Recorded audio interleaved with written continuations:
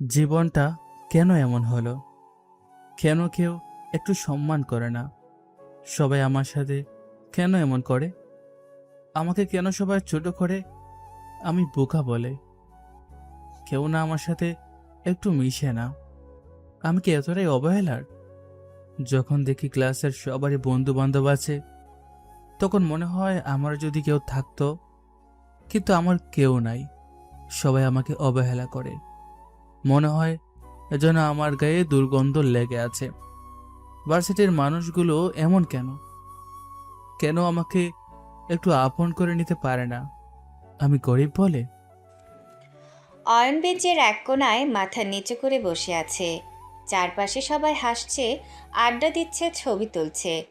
অথচ পুরো ভিড়ের মাঝেও অয়ন যেন একা একটা মানুষ। এমন একা, যার পাশে বসার মতো কেউ নেই। জানেন, কখনো কখনো খুব ইচ্ছে করে কেউ এসে শুধু বলুক, কেমন আছো নয়ন? আমি হয়তো সে একটু কথাতেই হাসতে শিখে যেতাম। কিন্তু আমার ভাগ্যে হয়তো এসব নেই। আমি শুধু সবার অবহেলা পাওয়ার জন্যই জন্মেছি। ছেলেটা প্রতিদিন মানুষে ভরা ক্যাম্পাসে আসে ঠিকই, কিন্তু কেউ তার অপেক্ষায় থাকে না। ক্লাস শেষ হলে কেউ বলে না, চলো একসাথে বাসায় যাই। ক্যান্টিনে কেউ তাকে ডাক দেয় না। বরং অয়ন কাছে গেলেই অনেকে মুখ ফিরিয়ে নেয়, যেন ছেলেটা মানুষ না, একটা বিরক্তিকর ছায়া। আমার দোষটা কে ছিল? গরিব করে জন্মেছি এটাই? ভালো কাপড় পরতে পারি না, দামি ফোন নেই, বড়লোক বাবার পরিচয় নেই, তাই সবাই আমাকে নিয়ে হাসাহাসি করে। মাঝে মাঝে মনে হয় আল্লাহ হয়তো আমাকে বানাতেই ভুলে গেছিল। অয়ন চোখের কোণে জমে থাকা পানি লুকানোর চেষ্টা করলো, কিন্তু কিছু কষ্ট লুকানো যায় না। বুকের ভেতরে জমে থাকা হাজারটা না বলা কথা মানুষকে ভেতর থেকে শেষ করে দেয়। আমি তো কারো ক্ষতি করি নাই, তাহলে কেন সবাই আমাকে এত ঘৃণা করে? আমি শুধু একটু আপন মানুষ চেয়েছিলাম, একটা বন্ধু চেয়েছিলাম, কেউ একজন চেয়েছিলাম যে বলবে, তুই একা না অয়ন, আমি আছি। কিন্তু না, আমার কপালে হয়তো একাকিত্বই লেখা। প্রতিটা রাতেই অয়ন নিজের ছোট্ট অন্ধকার ঘরে বসে ভাবে, তার জীবনটা কি কখনো বদলাবে? কোনোদিন কি মানুষ তাকে সম্মান করবে? নাকি সারা জীবন এভাবেই অপমান, অবহেলা আর একাকিত্ব নিয়েই বাঁচতে হবে তাকে? ছেলেটা জানতো না, যাদের কাছে আজ সে অবহেলার পাত্র, একদিন তার নাম শুনতেই সেই মানুষগুলোর হাত কাঁপবে। একদিন এই নীরব অপমান সহ্য করা ছেলেটাই হয়ে উঠবে এমন একজন, যার সামনে মাথা নিচু করে দাঁড়াবে পুরো পৃথিবী। সকালটা অন্য দিনের মতোই ছিল। আকাশে হালকা রোদ, ক্যাম্পাসে ছাত্রছাত্রীদের ভিড়, সবার মুখে হাসি। কেউ বন্ধুদের সাথে আড্ডা দিচ্ছে, কেউ প্রিয় মানুষটার হাত ধরে হাঁটছে। অথচ এই হাজারো মানুষের মাঝেও একটা ছেলে একদম চুপচাপ মাথা নিচু করে হাঁটছে। সেই ছেলেটার নাম অয়ন। গায়ে সাধারণ একটা শার্ট, হাতে পুরনো ব্যাগ, চোখে ক্লান্তি আর বুক ভরা না বলা কষ্ট। অয়ন ধীরে ধীরে করিডোর দিয়ে হাঁটছে। চারপাশের মানুষগুলোর দিকে তাকিয়ে তার বুকের ভেতরটা মোচড় দিয়ে উঠল। মানুষগুলো কত সহজে হাসতে পারে, আর আমার জীবনটা যেন শুধু কষ্ট পাওয়ার জন্যই তৈরি। ঠিক তখনই ক্লাসের ঘন্টা বেজে উঠল। টান টান শব্দে পুরো বিল্ডিং কেঁপে উঠতেই সবাই দ্রুত ক্লাসের দিকে যেতে লাগলো। অয়নও নিজের ব্যাগটা শক্ত করে ধরে ধীরে ধীরে ক্লাসরুমে ঢুকলো। কিন্তু ক্লাসে পা রাখতেই কয়েকজন ছেলে মুখ চাওয়াচাওয়ি করে হঠাৎ হেসে উঠল। একজন বেঞ্চে হাত মেরে জোরে হাসতে লাগলো। আরেকজন মোবাইল বের করে অয়নের দিকে তাকিয়ে ছবি তোলার ভান করলো। ওই দেখ দেখ, আমাদের ভার্সিটির ফ্যাশন কিং আসতেছে। আরে না ভাই, এটা ফ্যাশন কিং না, এটা সার্কাস থেকে পালানো জোকার। সাথে সাথে পুরো ক্লাস আবার হেসে উঠল। অয়ন প্রথমে চুপ করে দাঁড়িয়ে থাকলো। সেসব নতুন না, প্রতিদিনই কেউ না কেউ তাকে অপমান করে। কিন্তু আজ কেন জানি বুকের ভেতরে জমে থাকা কষ্টটা হঠাৎ রাগ হয়ে বের হতে লাগলো। অয়ন দাঁত চেপে সবার দিকে তাকালো। হাসছো কেন তোমরা? আমি কি জোকার নাকি? জোকারই তো। আয়নায় নিজেকে দেখিস না কখনো? ভার্সিটিতে কোন জামা কাপড় পরে আসতে হয় তাও জানিস না। অয়ন নিজের শার্টটার দিকে তাকালো। শার্টটা পুরনো হলেও পরিষ্কার ছিল, যত্ন করেই পরে এসেছে সে। আমি তো পুরনো বা ছেঁড়া শার্ট পরিনি। সেরা শার্ট না পরলেই কি, যেমন জোকারের মতো জামা কাপড় পরেছিস সবাই তোকে জোকারই বলবে। আবার হাসির শব্দে গ্লাস ভরে গেল। অয়নের চোখ লাল হয়ে উঠল। বুকের ভেতরে জমে থাকা অপমান যেন তাকে ভেতর থেকে পরিয়ে দিচ্ছে। আমার যা ইচ্ছে আমি পরবো, তোদের কি সমস্যা? সমস্যা আছে রে, তোকে দেখলে আমাদের মান সম্মান নষ্ট হয়। এইসব জামা কাপড় পরে ভার্সিটিতে আসিস কিভাবে? মনে হয় গ্রামের হাট থেকে উঠে এসেছিস। আরে ভাই, এদের আবার সম্মান কি? গরিব মানুষদের স্বপ্নও গরিব হয়। আমার তো মনে হয় ওর ব্যাগের ভিতর বই না, চাল ডাল আছে। পুরো ক্লাস আবার হেসে উঠল। কিছু মেয়ে মুখে হাত দিয়ে হাসছে, কেউ কেউ বিরক্ত চোখে তাকাচ্ছে, কিন্তু কেউ একবারও বলল না থামো। অয়ন চারপাশে তাকালো। তার বুকটা হঠাৎ খুব ভারী হয়ে উঠল। কখনো কখনো মানুষের কথার আঘাত ছুরির চেয়েও ধারালো হয়, কারণ ছুরির ক্ষত একদিন শুকিয়ে যায়, কিন্তু অপমানের ক্ষত মানুষকে প্রতিদিন একটু একটু করে মেরে ফেলে। অয়ন নিচের দিকে তাকিয়ে রইল, চোখের কোণে পানি জমে গেছে, কিন্তু সে কান্না দেখাতে চায় না, কারণ সে জানে এই ক্লাসে তার কান্নাও মানুষের হাসির কারণ হবে। কি রে, কাঁদবি নাকি এখন? আরে কাঁদতে দে, জোকার কাঁদলে আরও ফানি লাগে। অয়ন মুঠো করে নিজের হাত চেপে ধরল। এত অপমানের পরও সে চিৎকার করে কিছু বলতে পারল না, শুধু বুকের ভেতর একটা কথাই ঘুরতে লাগলো। একদিন তোদের সবাইকে দেখিয়ে দেব। আজ তোরা আমাকে নিয়ে হাসছিস, কিন্তু একটা সময় আসবে তখন আমার সামনে দাঁড়ানোর যোগ্যতাও তোদের থাকবে না। অপমান মানুষকে দুইটা জিনিস বানায়, হয় ভেতর থেকে শেষ করে দেয়, না হয় আগুন বানিয়ে দেয়। আর অয়নের ভেতরেই সেই আগুনটা ধীরে ধীরে জ্বলতে শুরু করেছে। পুরো ক্লাস তখনও হাসাহাসিতে মেতে আছে।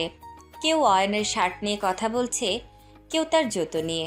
আর অয়ন মাথা নিচু করে নিচের বেঞ্চে বসে আছে। বুকের ভেতরে জমে থাকা অপমানগুলো যেন ধীরে ধীরে তাকে ভেতর থেকে শেষ করে দিচ্ছে। ঠিক তখনই ক্লাসরুমের দরজার সামনে একটা গম্ভীর কণ্ঠ ভেসে এলো। এত চিৎকার কিসে ক্লাসে? মুহূর্তের মধ্যেই পুরো ক্লাস চুপ হয়ে গেল। সবাই দ্রুত নিজের জায়গায় বসে পড়ল। স্যার ধীরে ধীরে ভেতরে ঢুকলেন, হাতে বই, চোখে চশমা, কিন্তু মুখের ভাব দেখে বোঝাই যাচ্ছে তিনি বিরক্ত। স্যার চারপাশে তাকিয়ে কপাল কুঁচকালেন। কি হয়েছে এখানে? সার্কাস বসাইছো নাকি তোমরা? স্যার, অয়নকে দেখেছেন কেমন জামা কাপড় পরে আসে? দেখতে কেমন লাগে?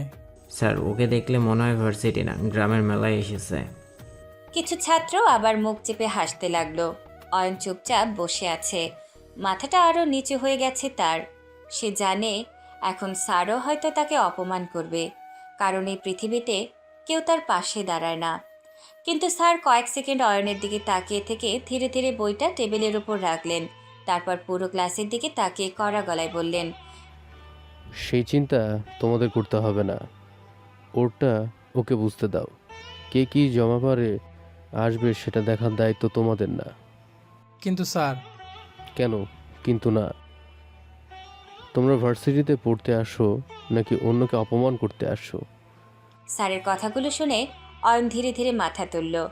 জীবনে খুব কম মানুষই তাকে এভাবে সবার সামনে ছোট না করে কথা বলেছে, তাই এই সামান্য সমর্থনটুকুও তার কাছে অনেক বড় কিছু মনে হলো। স্যার বোর্ডের সামনে গিয়ে পড়ানো শুরু করলেন। ক্লাস ধীরে ধীরে শান্ত হয়ে গেল। স্যার বোর্ডে বড় বড় করে একটা প্রশ্ন লিখলেন, তারপর ঘুরে সবার দিকে তাকালেন। এই প্রশ্নটার উত্তর কে পারবে বলো তো? পুরো ক্লাস নীরব, কেউ মাথা নিচু করে আছে, কেউ খাতা উল্টাচ্ছে, কিন্তু উত্তর কারো জানা নেই। স্যার আবার বললেন, কি হলো? এতক্ষণ তো অনেক কথা বলছিলে সবাই, এখন চুপ কেন? স্যার, মানে একটু কঠিন লাগছে। কঠিন লাগছে কারণ পড়াশোনার থেকে অন্যকে নিয়ে হাসাহাসি করতে বেশি ব্যস্ত থাকো। ক্লাস আবার চুপ। ঠিক তখন পেছন দিক থেকে ধীরে ধীরে একটা হাত উঠল। সবাই তাকিয়ে দেখল অয়ন দাঁড়িয়ে আছে।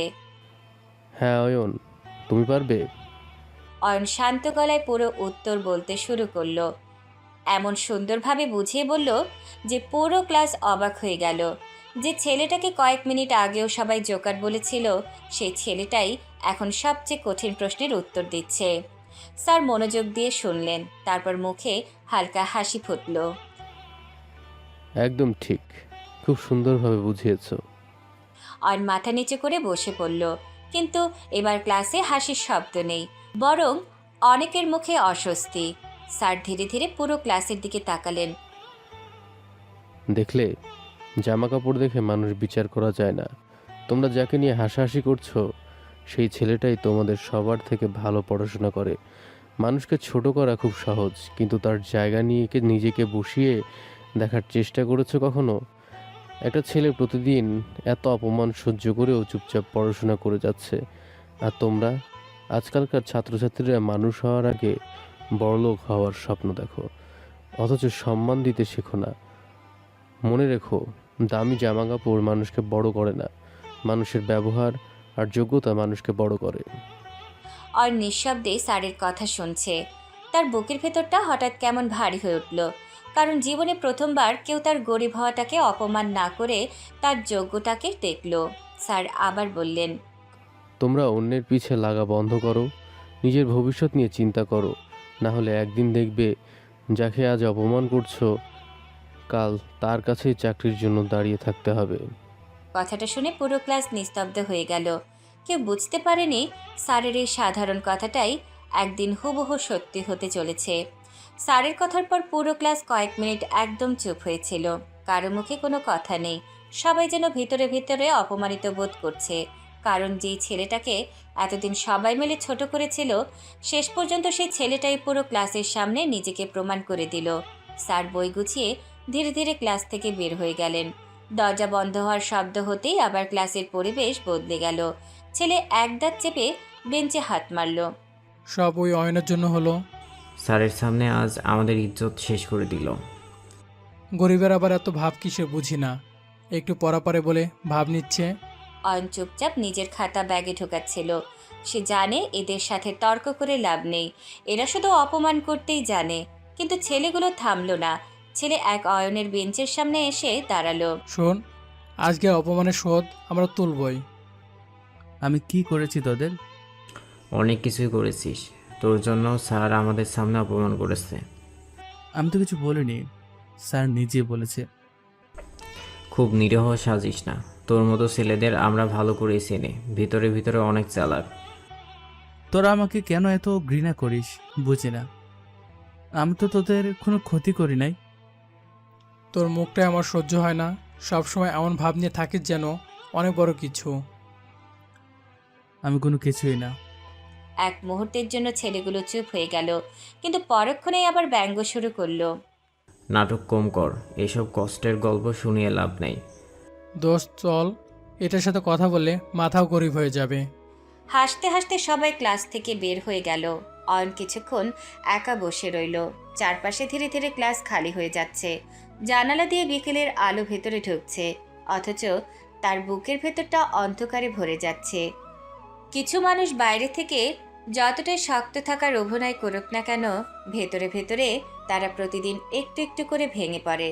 অয়নও তেমনই এক মানুষ, যে প্রতিদিন হাসির পাত্র হয়, অপমানিত হয়, তবুও কাউকে কিছু বলে না, কারণ সে জানে তার কষ্ট শুনে হাসার মানুষের অভাব হবে না।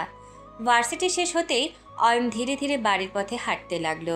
রাস্তার পাশে দোকানগুলোতে ভিড়, কোথাও বন্ধুরা একসাথে ফুচকা খাচ্ছে, কোথাও প্রেমিক প্রেমিকা হাঁটছে। অয়ন শুধু চুপচাপ হাঁটছে।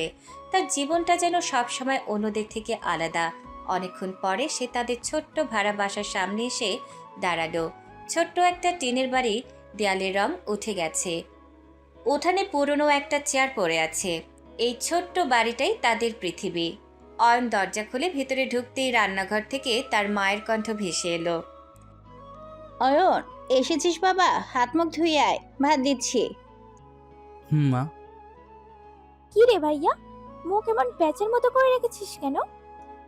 আমার মুখটাই এমন, তোর কি সমস্যা? উফ, আবার শুরু হয়ে গেল। ভার্সিটি থেকে এলে এমন ভাব নেই যেন দেশের প্রধানমন্ত্রী। তুই চুপ করবি? সারাদিন শুধু প্যাস প্যাস করিস। ওহ, রাগ দেখাচ্ছে। কি হয়েছে শুনি? আবার কি অপমান করেছে নাকি? কে বলছে এসব তোকে? তোর মুখ দেখলেই বোঝা যায় তুই ভাবিস আমি কিচ্ছু বুঝি না। কিছু হয়নি বললাম তো। আচ্ছা সত্যি করে বল তো, তুই কি কোনোদিন হাসিস না? সব সময় এমন কষ্ট কষ্ট ভাব নিয়ে থাকিস কেন? তোকে দেখলে আমারই মন খারাপ হয়। তুই আমার মন ভালো করা ডাক্তার নাকি? নিজের কাজ কর। হ্যাঁ, করব না।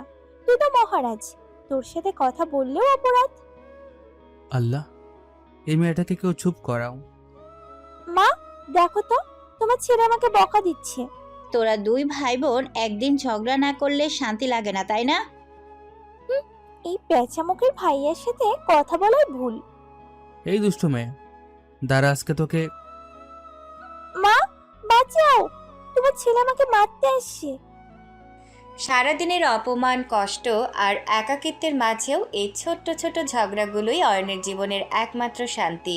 কারণ পৃথিবী তাকে যতই অবহেলা করুক না কেন, এই ছোট্ট পরিবারটাই এখনও তাকে আপন করে রেখেছে। বাড়ির ভেতর তখন এক অন্যরকম শান্ত পরিবেশ। ছোট্ট টিনের ঘর, পুরনো ফ্যানটা কটকট শব্দ করে ঘুরছে। রান্নাঘর থেকে ভাতের গরম গন্ধ আসছে। বাইরে হয়তো পৃথিবীটা অয়নের জন্য নিষ্ঠুর, কিন্তু এই ছোট্ট ঘরটার ভেতরে এখনো একটু আপন অনুভূতি আছে। অয়ন চুপচাপ বাথরুমে গিয়ে মুখে পানি দিল। আয়নায় নিজের মুখটা দেখে কিছুক্ষণ স্থির হয়ে রইল। ক্লান্ত চোখ, শুকনো মুখ আর ভেতরে জমে থাকা হাজারটা কষ্ট। অয়ন আয়নার দিকে তাকিয়ে ধীরে ধীরে বলল, সত্যি কি আমি এতটা হাসির পাত্র? তার বুকটা আবার ভারী হয়ে উঠল। ভার্সিটি সেই হাসাহাসি, অপমান, জোকার বলা সবকিছু কানের ভেতরে বারবার বাজছে। সে দ্রুত চোখে পানি মুছে বাইরে বের হয়ে এলো। মা তখন মাটিতে পাটে বিছিয়ে খাবার সাজাচ্ছেন। ডাল, আলু ভর্তা আর সামান্য ডিম ভাজি। খুব সাধারণ খাবার, কিন্তু ভালোবাসার কোনো অভাব নেই। আয় বাবা, খেয়ে নে। সারাদিন কিচ্ছু খাসনি নিশ্চয়ই। অয়ন মায়ের পাশে গিয়ে চুপচাপ বসলো।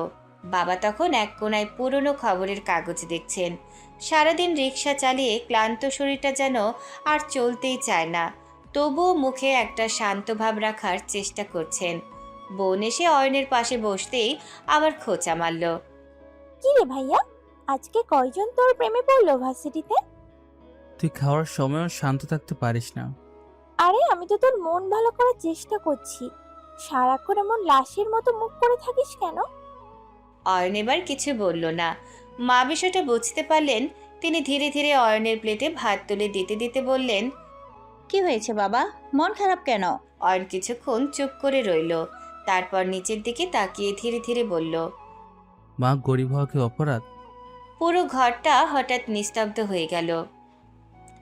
বাবার হাত থেমে গেল, বোনের মুখের হাসিটাও মিলিয়ে গেল। মা কয়েক সেকেন্ড ছেলের মুখের দিকে তাকিয়ে রইলেন। তারপর খুব শান্ত গলায় বললেন, না বাবা, গরিব হওয়া কোনো অপরাধ না। অপরাধ হলো মানুষকে মানুষ মনে না করা। যারা টাকার অহংকারে অন্যকে ছোট করে, আসল অপরাধী তারা। কিন্তু মা, সবাই আমাকে এমনভাবে দেখে যেন আমি মানুষ না। আজকেও সবাই আমার জামা কাপড় নিয়ে হাসছিল। মানুষ টাকা দেখে সম্মান দিতে শিখেছে বাবা, কিন্তু মনে রাখিস, সময় সব সময় একরকম থাকে না। আজ যারা তোকে অপমান করছে, একদিন তারা তোকে সম্মান দিতে বাধ্য হবে। সেই দিনটা কি কোনোদিনও আসবে না? অবশ্যই আসবে। আল্লাহ কারো কষ্ট চিরদিন রাখে না। তুই শুধু নিজের সততার পরিশ্রমটা ধরে রাখিস। মায়ের কথাগুলো শুনে অয়নের বুকের ভেতরে জমে থাকা কষ্টগুলো একটু একটু করে নরম হতে লাগলো। কারণ পৃথিবীর যতই তাকে অবহেলা করুক না কেন, মায়ের বিশ্বাসটা এখনও তার উপর অটুট। ঠিক তখনই পরিবেশটা হালকা করতে আবার দুষ্টুমি শুরু করলো তার বোন। আচ্ছা ভাইয়া, একটা কথা বলি, কি? তুই যদি কোনোদিন বড়লোক হোস, তখন কি আমাকেও তোর বডিগার্ডদের পারমিশন নিয়ে দেখা করতে হবে?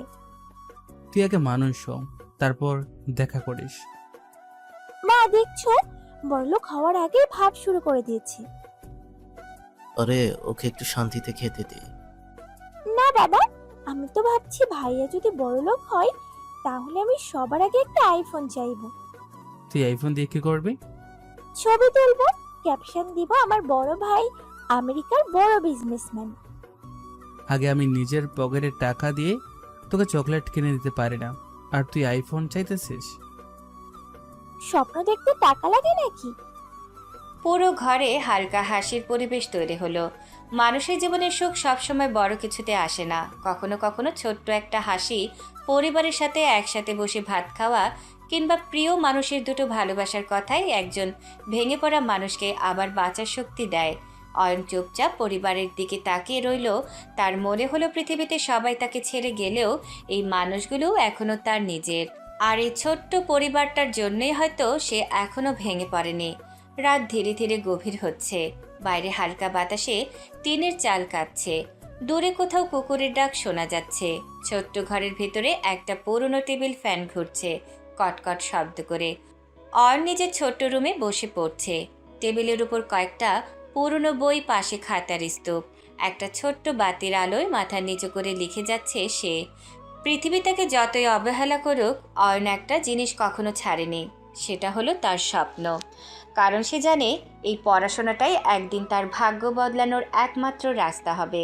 অয়ন বইয়ের পাতায় চোখ রেখে পড়ছে, কিন্তু মনটা বারবার অন্যদিকে চলে যাচ্ছে। ক্লাসে সেই অপমান, মানুষগুলোর হাসি, জোকার শব্দটা সবকিছু এখনো বুকের মধ্যে কাটার মতো বিঁধে আছে। অয়ন দীর্ঘশ্বাস ফেলে বই বন্ধ করে দিল। জীবনটা এত কঠিন কেন আল্লাহ? ঠিক তখনই দরজায় টোকা পড়ল। অয়ন মাথা তুলে তাকালো। কে? দরজা খুলে তার ছোট বোন হাসতে হাসতে ভেতরে ঢুকলো। আর তার পাশেই দাঁড়িয়ে আছে একটা সুন্দর মেয়ে, হালকা গোলাপি ড্রেস, খোলা চুল, মুখে মিষ্টি হাসি। মেয়েটাকে দেখে অয়ন একটু অবাক হলো। আরে নিশি, তুমি কেমন আছো? ভালো। আপনি কেমন আছেন? জি ভালো। নিশি তাদের পাশের বাড়ির মেয়ে, অনেক বড় লোক পরিবার। তার বাবা শহরের বড় ব্যবসায়ী, বিশাল বাড়ি, গাড়ি, চাকর বাকর কিছুই কম নেই। অথচ সেই মেয়েটা কখনো অহংকার করে না, বরং অয়নের পরিবারের সাথে খুব সহজভাবেই মিশে যায়। অয়নের বোন বিছানায় লাফ দিয়ে বসে পড়ল। ভাইয়া, আমরা একটু ঘুরতে যাব। কোথায়? আরে একটু দূরে। এত জেরা করছো কেন? সন্ধ্যা হয়ে যাচ্ছে, মেয়ে মানুষ এভাবে একা ঘুরতে নেই। উফ, তুমি একদম আব্বুর মতো কথা বলো। যা সত্যি তাই বলছি। তাহলে তুমিও চলো আমাদের সাথে। আরে না না, আমার অনেক পড়া আছে। তোর পড়া? সারাদিন শুধু বই নিয়ে বসে থাকো। বই না পড়লে তোদের মতো দুষ্টু মেয়েদের খরচ চালাবো কিভাবে? আমি তো ভাবতেছিলাম তুমি কোটি টাকার মালিক হবা, এখন দেখি আমার আইসক্রিমের টাকাই দিতে পারবে না। নিশি পাশে দাঁড়িয়ে মিটিমিটি হাসছে। অয়ন একটু অস্বস্তি নিয়ে বলল, তোমরা যাও, আমি গেলে বুড় হবে। চলুন না, গেলে ভালো হবে। সারাদিন বাসায় বসে থাকেন, একটু বাইরে গেলে মনটাও ভালো হবে। অয়ন তাকালো নিশির দিকে। তার কণ্ঠে কোনো অহংকার নেই, বরং এক ধরনের আন্তরিকতা।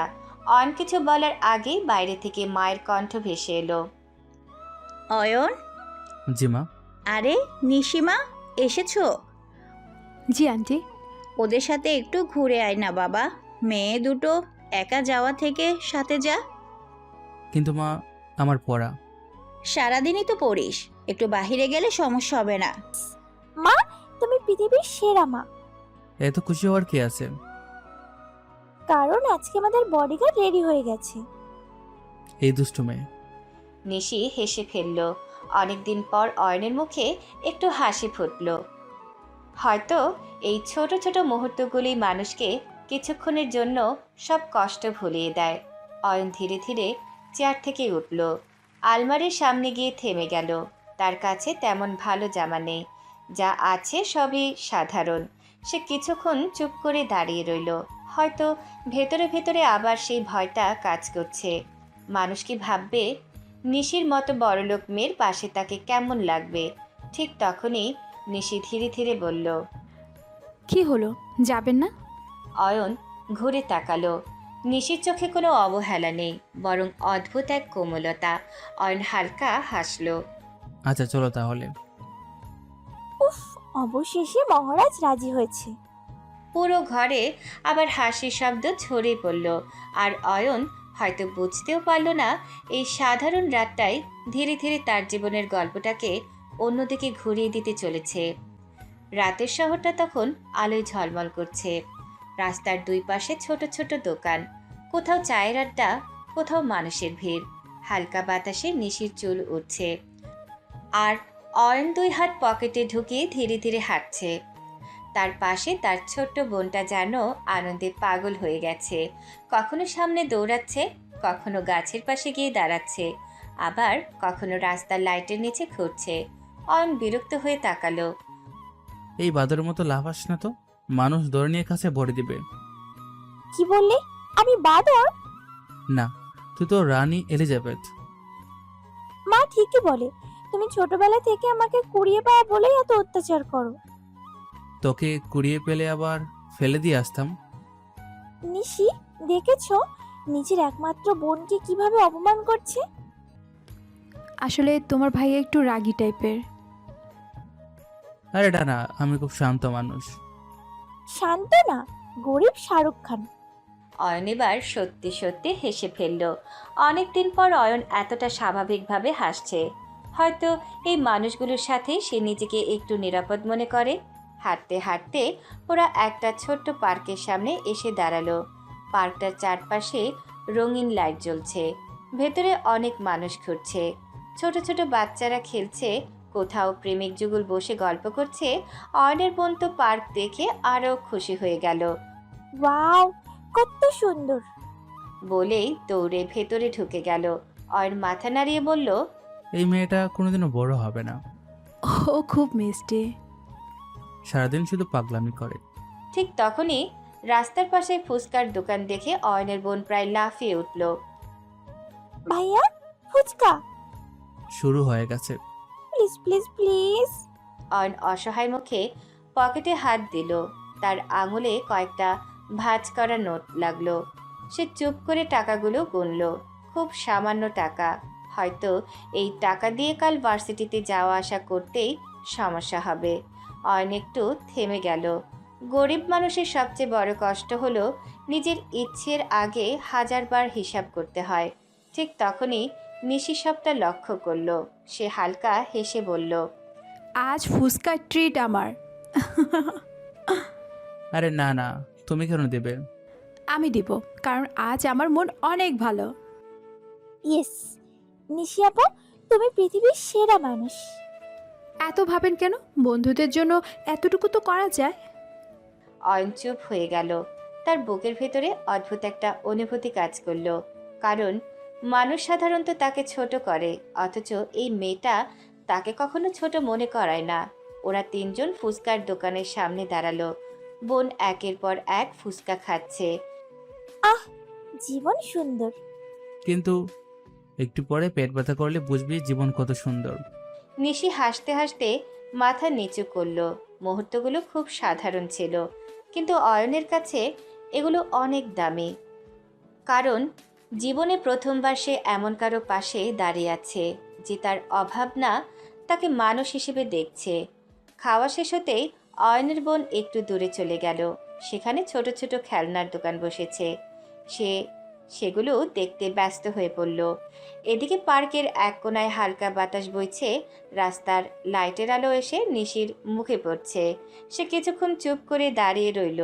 অয়ন তাকিয়ে বলল, কি হলো, কিছু বলবে? নিশি ধীরে ধীরে তার দিকে তাকালো। তার চোখে আজ অন্যরকম একটা অনুভূতি। একটা কথা ছিল। বলো। নিশি কয়েক সেকেন্ড চুপ করে রইল, যেন সাহস জোগাড় করছে। তারপর খুব ধীরে বলল, আমি আপনাকে পছন্দ করি। তাতে কি? মানুষ হিসেবে না, শুধু মনের মানুষ হিসেবে। মুহূর্তের মধ্যে অয়ন স্থির হয়ে গেল। তার চোখ বড় হয়ে উঠল। চারপাশের শব্দ যেন হঠাৎ থেমে গেল। সে অবিশ্বাস নিয়ে তাকিয়ে আছে নিশির দিকে। কি কি বলে তুমি? আমি সত্যি বলছি, অনেক দিন ধরেই আপনাকে ভালো লাগে। অয়ন যেন নিজের কানকেই বিশ্বাস করতে পারছে না। একটা বড়লোক মেয়ের তাকে ভালো লাগে, যে ছেলেকে সবাই অপমান করে, যাকে সবাই জোকার বলে, যার নিজের ঠিকমতো জামা কাপড় কেনার সামর্থ্যও নেই। অয়ন শুকনো গলায় বলল, নিশি, তুমিও তো ভুল করছো। না, আমি কাউকে দেখে ভালোবাসি না, আমি মানুষ দেখে ভালোবাসি। আর আপনার মতো মানুষ আমি খুব কম দেখেছি। অয়নের বুকের ভেতরটা কেঁপে উঠল, কারণ জীবনে প্রথমবার কেউ তার টাকার অভাব না, তার মনটাকে দেখছে। পার্কের চারপাশে তখন হালকা বাতাস বইছে, দূরে ছোট ছোট বাচ্চাদের হাসির শব্দ, কোথাও আবার প্রেমিক যুগলের গল্প। কিন্তু এই মুহূর্তে অয়নের কানে যেন কিছুই ঢুকছে না। সে শুধু অবাক চোখে নিশির দিকে তাকিয়ে আছে। একটা বড়লোক মেয়ের মুখে এমন কথা সে কখনো কল্পনাও করেনি। জীবনে যারা কখনো ভালোবাসা পায় না, তারা যখন হঠাৎ করে ভালোবাসার কথা শোনে, তখন বিশ্বাস করতে ভয় পায়। কারণ তারা জানে সুখ নামের জিনিসটা বেশিক্ষণ তাদের জীবনে থাকে না। অয়ন ধীরে ধীরে চোখ ফিরিয়ে নিল। তার বুকের ভেতরে অদ্ভুত একটা চাপ অনুভব হচ্ছে। এসব আর বলো না নিশি, তোমার পরিবার জানলে খারাপ হবে। কিচ্ছু হবে না। তুমি বড়লোক পরিবারের মেয়ে, তোমাদের সমাজ আলাদা। আর আমি তো কিছুই না। আপনি নিজেকে এত ছোট করে দেখেন কেন? কারণ সমাজ আমাকে প্রতিদিন ছোট করে মনে করিয়ে দেয়। কিছুক্ষণ নীরবতা নেমে এলো। হালকা বাতাসে পার্কের গাছের পাতা নড়ছে। নিশি ধীরে ধীরে বলল, আমি সত্যি আপনাকে ভালোবাসি। অয়ন চোখ বন্ধ করে ফেলল। এই কথাটা তার বুকের কোথাও গিয়ে আঘাত করছে, কারণ ভেতরে ভেতরে সেও হয়তো নিশিকে আলাদা করে অনুভব করে। কিন্তু বাস্তবতা বড় নিষ্ঠুর। অয়ন ধীরে ধীরে বলল, প্লিজ আর এই কথা বলো না। কেন? অয়ন এবার তার দিকে তাকালো। তার চোখে কষ্ট, ভয় আর আত্মসম্মানের মিশ্রণ। এমনিতেই সমাজের চোখে আমরা ছোট, তার উপর যদি এই সম্পর্ক করি, মানুষ বলবে আমি টাকার জন্য তোমাকে ফাঁসিয়েছি। মানুষ এত কিছু বললে কি আসে যায়? আসা যায় নিশি, গরিব মানুষের জীবনে মানুষের কথাই সবচেয়ে বড় অভিশাপ। তোমাকে নিয়ে যদি কেউ খারাপ কথা বলে, আমি সহ্য করতে পারবো না। লোকের কথা আমি কান দেই নয়ন ভাই। আমি শুধু এইটুকু জানি, আমি সত্যি আপনাকে চাই। অয়নের বুকটা ধক করে উঠল। এই প্রথম কেউ তাকে এতটা গুরুত্ব দিয়ে চাইল। যে ছেলেটা সারা জীবন শুধু অবহেলা পেয়েছে, সেই ছেলেটার জন্য একটা মানুষ এভাবে কাঁপা কণ্ঠে নিজের অনুভূতি প্রকাশ করছে। অয়ন কিছু বলার ভাষা খুঁজে পেল না। সে শুধু দূরে তাকিয়ে রইল। কখনো কখনো ভালোবাসা মানুষকে সবচেয়ে বেশি ভয় পাইয়ে দেয়, কারণ ভালোবাসা হারানোর ভয়টা অপমানের থেকেও বেশি কষ্ট দেয়। ঠিক তখনই দূর থেকে অয়নের বোন দৌড়ে এলো। এই, তোমরা এত চুপচাপ কি কথা বলছো? অয়ন যেন হঠাৎ বাস্তবে ফিরে এলো। সে দ্রুত নিজেকে স্বাভাবিক করার চেষ্টা করলো। কিছু না। না না, নিশ্চয়ই কিছু হয়েছে। আমি দূর থেকে দেখছি তোমরা সিরিয়াস মুখ করে কথা বলতেছিলে। নিশি তাড়াতাড়ি চোখ মুছে অন্যদিকে তাকালো। অয়ন হঠাৎ বোনের মাথায় হালকা চাপড় মেরে বলল, তুই কতটা বাদর সেরে বলছিলাম। কি বললে? আমি বাদর? হ্যাঁ, সার্টিফিকেট সহ বাদর। নিশি আপু, দেখছো তোমার সামনে আমাকে অপমান করছে। আসলে একটু তো বাদুড়ের মতোই। বাহ, তুমিও ওর দলে চলে গেলে? এখন বুঝছিস, পুরো পৃথিবী সত্যিটা জানে। ঠিক আছে, এখন থেকে আমি কারোর সাথে কথা বলবো না। আলহামদুলিল্লাহ, পৃথিবীতে শান্তি ফিরে আসবে তাহলে। নিশি এবার হেসে মাথা নিচু করলো। আর অয়ন সে আর চোখে একবার নিশির দিকে তাকালো। মেয়েটার চোখে এখনো সেই ভালোবাসা স্পষ্ট। আর সেই চোখ দুটোই হয়তো প্রথমবারের মতো অয়নের ভেতরে জমে থাকা একাকিত্বকে নরম করে দিতে শুরু করেছে। রাত অনেকটা গভীর হয়ে গিয়েছিল। পার্ক থেকে ফেরার সময় পুরো রাস্তা জুড়েই অয়নের বোনের বকবকানি চলছিল। কখনো ফুচকার কথা বলছে, কখনো খেলনার দোকানের কথা, আর মাঝে মধ্যে অয়নকে খোঁচা দিচ্ছে। কিন্তু অয়ন আজ খুব কম কথা বলছে। তার মাথার ভেতরে শুধু একটা কথাই ঘুরছে, নিশি তাকে ভালোবাসে। জীবনে প্রথমবার কেউ তাকে অবহেলা না করে সম্মান দিয়ে ভালোবেসেছে। অথচ সেই ভালোবাসাটাকেই অয়ন ভয় পাচ্ছে, কারণ সে জানে গরিব মানুষের স্বপ্ন দেখারও একটা সীমা আছে। বাসার সামনে এসে নিশি থেমে গেল। আচ্ছা, তাহলে যাই। কাল আবার আসবা কিন্তু। আচ্ছা আসবো। তারপর একবার অয়নের দিকে তাকালো। সেই চোখে হাজারটা না বলা কথা। অয়ন শুধু হালকা মাথা নাড়ল। নিশি ধীরে ধীরে নিজের বাড়ির দিকে চলে গেল। অয়ন কিছুক্ষণ তাকিয়ে রইল তার চলে যাওয়ার দিকে। বোন হঠাৎ পাশে এসে কোনোই দিয়ে গুঁতা দিল। কি রে ভাইয়া, এভাবে তাকিয়ে আছিস কেন? কি? কই? আমি কিন্তু সব বুঝি। বেশি বুঝতে যাস না, মাথা নষ্ট হয়ে যাবে। লজ্জা পাচ্ছি আবার। অয়ন আর কিছু না বলে ভেতরে চলে গেল। কিন্তু সারা রাত তার ঘুম হলো না। বারবার নিশির সেই কথাগুলো কানে বাজতে লাগলো। আমি সত্যি আপনাকে চাই। অয়ন বিছানায় শুয়ে ছাদের দিকে তাকিয়ে রইল। তার বুকের ভেতরে অদ্ভুত এক যুদ্ধ চলছে। একদিকে ভালো লাগা, অন্যদিকে ভয়। না, এসব বাবা ঠিক না। নিশির জীবন আলাদা। আমার মতো মানুষের সাথে ওর নাম জড়ালে মানুষ শুধু ওকে অপমান করবে। কিছু মানুষ নিজের কষ্ট সহ্য করতে পারে, কিন্তু প্রিয় মানুষটার অপমান সহ্য করতে পারে না। অয়নও তেমন। তাই সে নিজের অনুভূতিগুলো বুকের ভেতরে চেপে রাখতে চাইছে। পরের দিন সকালে সূর্যের আলো ধীরে ধীরে ঘরের ভিতরে ঢুকছে। অয়ন প্রতিদিনের মতো খুব ভোরে উঠে পড়ল। মা নাস্তা বানাচ্ছেন, বাবা রিক্সা নিয়ে বের হওয়ার প্রস্তুতি নিচ্ছেন, আর বোন এখনো ঘুমিয়ে। মা অয়নের সামনে খাবার দিতে দিতে বললেন, মন খারাপ করে থাকিস না বাবা, সব ঠিক হয়ে যাবে। মা। কিন্তু ভেতরে ভেতরে সে জানে ভার্সিটিতে গেলেই আবার সেই একই অপমান তার জন্য অপেক্ষা করছে। কিছুক্ষণ পরে ব্যাগ কাঁধে নিয়ে সে বের হয়ে গেল। রাস্তায় হাঁটতে হাঁটতে তার বুকটা আবার ভারী হতে লাগলো, কারণ সে জানে এই শহরে তার জন্য হাসিমুখ খুব কমই আছে। ভার্সিটির গেটে ঢুকতে কয়েকজন ছেলে তাকে দেখে মুচকে হাসলো। ওই দেখ, জোকার চলে আসতেছে। আজকে আবার কোন ফ্যাশনে পরে এসেছে দেখ। দাঁড়া দাঁড়া, একটা ছবি তুলি, এইটা ফেসবুকে দিলে ভাইরাল হবে। সবাই হেসে উঠল। অয়ন মাথা নিচু করে হাঁটতে লাগলো। সে চেষ্টা করছে কিছু না শোনার, কিন্তু কথাগুলো তবুও বুকের ভেতরে গিয়ে লাগছে। করিডোর দিয়ে যাওয়ার সময় কয়েকটা মেয়ে পাশ কাটিয়ে ফিসফিস করে বলল, ইস, ছেলেটা এমন কেন? ওকে দেখলেই মন খারাপ লাগে। অয়ন শুনেও না শোনার ভান করল। পৃথিবীতে সবচেয়ে কঠিন কাজ হলো প্রতিদিন অপমান সহ্য করেও স্বাভাবিক থাকার অভিনয় করা। ক্লাসে ঢুকতেই আবার হাসাহাসি শুরু হয়ে গেল। ছেলে এক অয়নের ব্যাগের দিকে তাকিয়ে বলল, এই ব্যাগটা কয় যুগ পুরনো রে, মিউজিয়ামে দিলে টাকা পেয়ে যাস। আরে ওর সব কিছু অ্যান্টিক পিস, হা হা হা। অয়ন চুপচাপ গিয়ে নিজের জায়গায় বসে পড়ল। সে কিছু বলছে না, কারণ সে জানে প্রতিবাদ করলেও কেউ তার কথা শুনবে না। একজন ছেলে এসে তার টেবিলে টোকা দিল। এই অয়ন, সত্যি করে বলতো, তুই কি আয়না দেখিস না? কেন? কারণ আয়না দেখলে তো নিজে ভয় পেয়ে যেতি। আবার পুরো ক্লাস হেসে উঠল। অয়ন এবার চোখ বন্ধ করে ফেলল। তার বুকের ভেতর কষ্টগুলো জমে জমে পাহাড় হয়ে যাচ্ছে, কিন্তু সে খুব চুপ। কারণ ছোটবেলা থেকেই সে শিখে গেছে গরিব মানুষের কান্নার শব্দ কেউ শুনতে পায় না।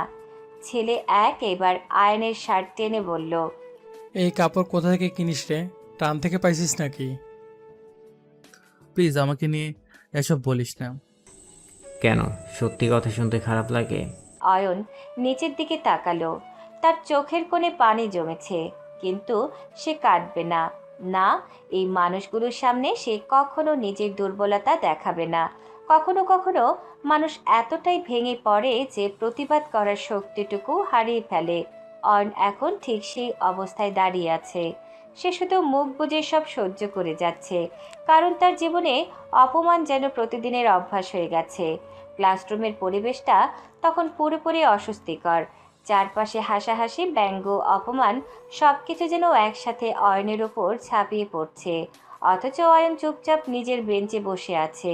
তার মাথা নিচু, চোখ দুটো নিস্তেজ, কিন্তু বুকের ভেতরে জমে থাকা অপমানগুলো ধীরে ধীরে আগুন হয়ে উঠছে। কিছু মানুষ অনেক সহ্য করতে পারে, নিজের অপমান, নিজের কষ্ট, নিজের কান্না সবকিছু চুপচাপ মেনে নেয়, কিন্তু একটা জায়গার পরে মানুষ আর নিজেকে ধরে রাখতে পারে না। ছেলে এক আবার অয়নের দিকে তাকিয়ে হাসলো। কিরে আজ এত চুপচাপ কেন? আরে ও তো জন্ম থেকে এমন ভেজা বিড়ালের মতো। হাসির শব্দ আবার পুরো ক্লাসে ছড়িয়ে পড়ল।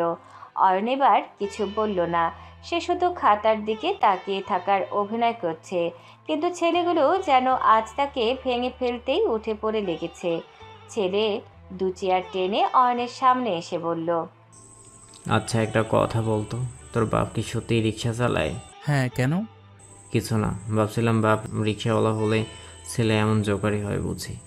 ক্লাসের কয়েকজন আবার হেসে উঠল। অয়ন এবার দাঁত চেপে ফেলল। তার মুঠো শক্ত হয়ে গেছে, কিন্তু সে নিজেকে শান্ত রাখার চেষ্টা করলো। আমার পরিবার নিয়ে কথা বলবি না। কেন বলবো না? সত্যি কথাই তো বলছি। গরিব বাপের গরিব ছেলে। আরে তোর মা কি করে? মানুষের বাসায় কাজ করে নাকি? মুহূর্তের মধ্যে অয়নের মাথার ভেতর যেন কিছু একটা ভেঙে গেল। তার চোখ রক্তের মতো লাল হয়ে উঠল। সে ধীরে ধীরে বেঞ্চ থেকে উঠে দাঁড়ালো।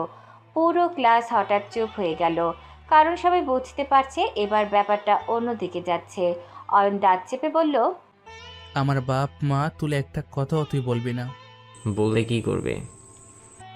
শেষবারের মতো বলছি, আমার পরিবার নিয়ে কথা বলিস না। না হলে কি করবি রে? তোর বাপের মতো রিক্সা চালাবি নাকি আমাদের সামনে? পরের মুহূর্তেই অয়নের ঘুষি সোজা গিয়ে ছেলেটার মুখে লাগলো। পুরো ক্লাস হতভম্ব হয়ে গেল। ছেলেটা কয়েক কদম পিছিয়ে গিয়ে বেঞ্চের সাথে ধাক্কা খেলো। তার ঠোঁটের কোণ ফেটে সামান্য রক্ত বের হলো। সবাই অবাক চোখে তাকিয়ে আছে, কারণ যে ছেলেটাকে সবাই ভীতু ভাবত সেই ছেলেটাই আজ হাত তুলেছে। অয়ন হাঁপাচ্ছে, তার চোখে ভয়ঙ্কর রাগ। মানুষ যখন নিজের জন্য লড়ে তখন হয়তো দুর্বল হয়ে পড়ে, কিন্তু যখন পরিবারকে নিয়ে আঘাত আসে তখন সবচেয়ে শান্ত মানুষটাও ভয়ঙ্কর হয়ে যায়। ছেলে এক রাগে কাঁপতে কাঁপতে উঠে দাঁড়ালো। তোর এত বড় সাহস আমার গায়ে হাত তুলিস? তোকে যে কি করব তুই নিজেও জানিস না। অয়নর আগে কাঁপছে, কিন্তু এবার সে মাথা নিচু করে নেই। সে সোজা চোখে তাকিয়ে বলল, যা পারিস কর। গরিব হতে পারি, কিন্তু ভয় পাই না। আত্মসম্মান আছে আমাদের। তার কণ্ঠে এতটা দৃঢ়তা ছিল যে কয়েক সেকেন্ডের জন্য সবাই চুপ হয়ে গেল। অয়ন চোখ জমে থাকা রাগ আর কষ্ট নেই বলল, সারাদিন আমাকে অপমান করিস, আমি চুপ থাকি, কারণ আমি ঝামেলা চাই না। কিন্তু আমার বাপ মা নিয়ে একটা কথা শুনবো না। এই গরিবের আবার আত্মসম্মান দেখ। হ্যাঁ আছে, টাকার অভাব আছে, কিন্তু সম্মানের অভাব নেই। তোদের মতো টাকা দিয়ে গিয়ে মানুষকে ছোটো করি না। ক্লাসের পরিবেশ পুরো উত্তপ্ত হয়ে উঠল।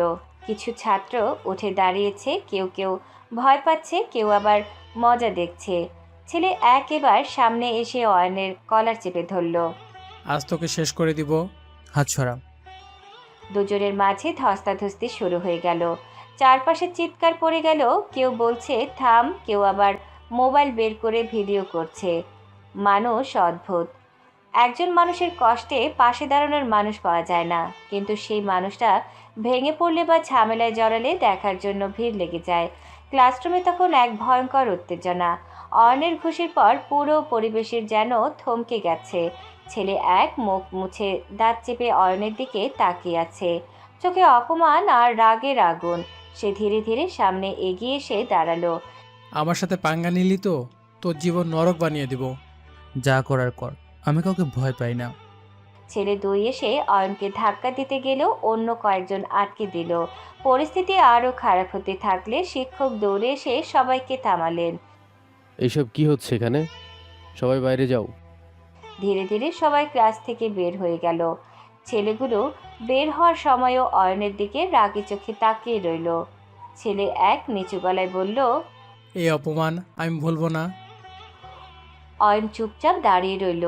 তার বুক ভারী হয়ে আছে, কিন্তু সে জানে এই লড়াই এখানে শেষ না। কখনো কখনো একটা ছোট্ট ঘটনা মানুষের পুরো জীবন উল্টে দিতে পারে, কিন্তু সত্য আর মিথ্যার মাঝখানে দাঁড়িয়ে থাকা মানুষটাই সবচেয়ে বেশি কষ্ট পায়। কিছুক্ষণ পর ক্যাম্পাসের পরিবেশ আবার শান্ত হতে থাকে, কিন্তু শান্তি বেশিক্ষণ থাকলো না।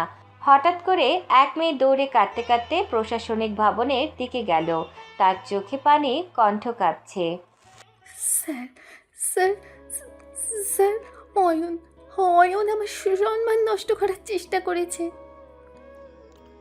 কি বলছো তুমি? ঠিক করে বলো। স্যার, আমি মিথ্যে বলছি না। ও আমাকে সে কাঁদতে কাঁদতে মাথা নিচু করে ফেলল। মিথ্যা কথা সবসময় দ্রুত ছড়ায়, সত্য ধীরে আসে, কিন্তু অনেক দেরিতে। কিছুক্ষণের মধ্যেই খবরটা পুরো ভার্সিটিতে আগুনের মতো ছড়িয়ে পড়ল। অয়ন একটা মেয়ের সাথে খারাপ আচরণ করেছে। অয়ন মেয়েটার সম্মান নষ্ট করার চেষ্টা করেছে। সবাই শুধু একটা নাম বলছে, অয়ন। কেউ সত্য জানার চেষ্টা করছে না। অয়নকে দ্রুত প্রিন্সিপালের রুমে ডাকা হলো। সে শান্তভাবে গিয়ে দাঁড়ালো। এসব কি শুনছি আমরা? তুমি একটা মেয়ের সাথে খারাপ আচরণ করেছো? স্যার, এটা সম্পূর্ণ মিথ্যা, আমি কিছুই করিনি। স্যার, আমি ভয় পাচ্ছি। ও আমাকে ভয় দেখিয়েছে। তুমি মিথ্যা বলছো, আমি তোমাকে কিছুই বলিনি। অয়ন, তুমি চুপ করো। অভিযোগ গুরুত্ব। স্যার, আমি সত্যি বলছি, আমি কিছু করিনি। কেউ আমার বিরুদ্ধে ষড়যন্ত্র করছে। স্যার, আমি আর এখানে নিরাপদ না। আর তখনই ঘটে সেই সিদ্ধান্তটা, যেটা অয়নের জীবনকে সম্পূর্ণ ভেঙে দেয়। প্রিন্সিপাল কিছুক্ষণ চুপ থেকে বললেন, অয়ন, এই আচরণ খুবই গুরুতর। এই মুহূর্ত থেকে তোমাকে ভার্সিটি থেকে বহিষ্কার করা হলো।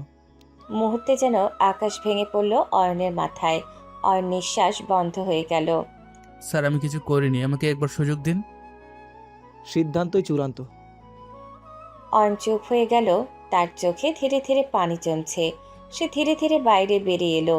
ক্যাম্পাসের করিডোরে হাঁটতে হাঁটতে তার মনে হচ্ছে পুরো পৃথিবীটা তার বিরুদ্ধে দাঁড়িয়ে গেছে।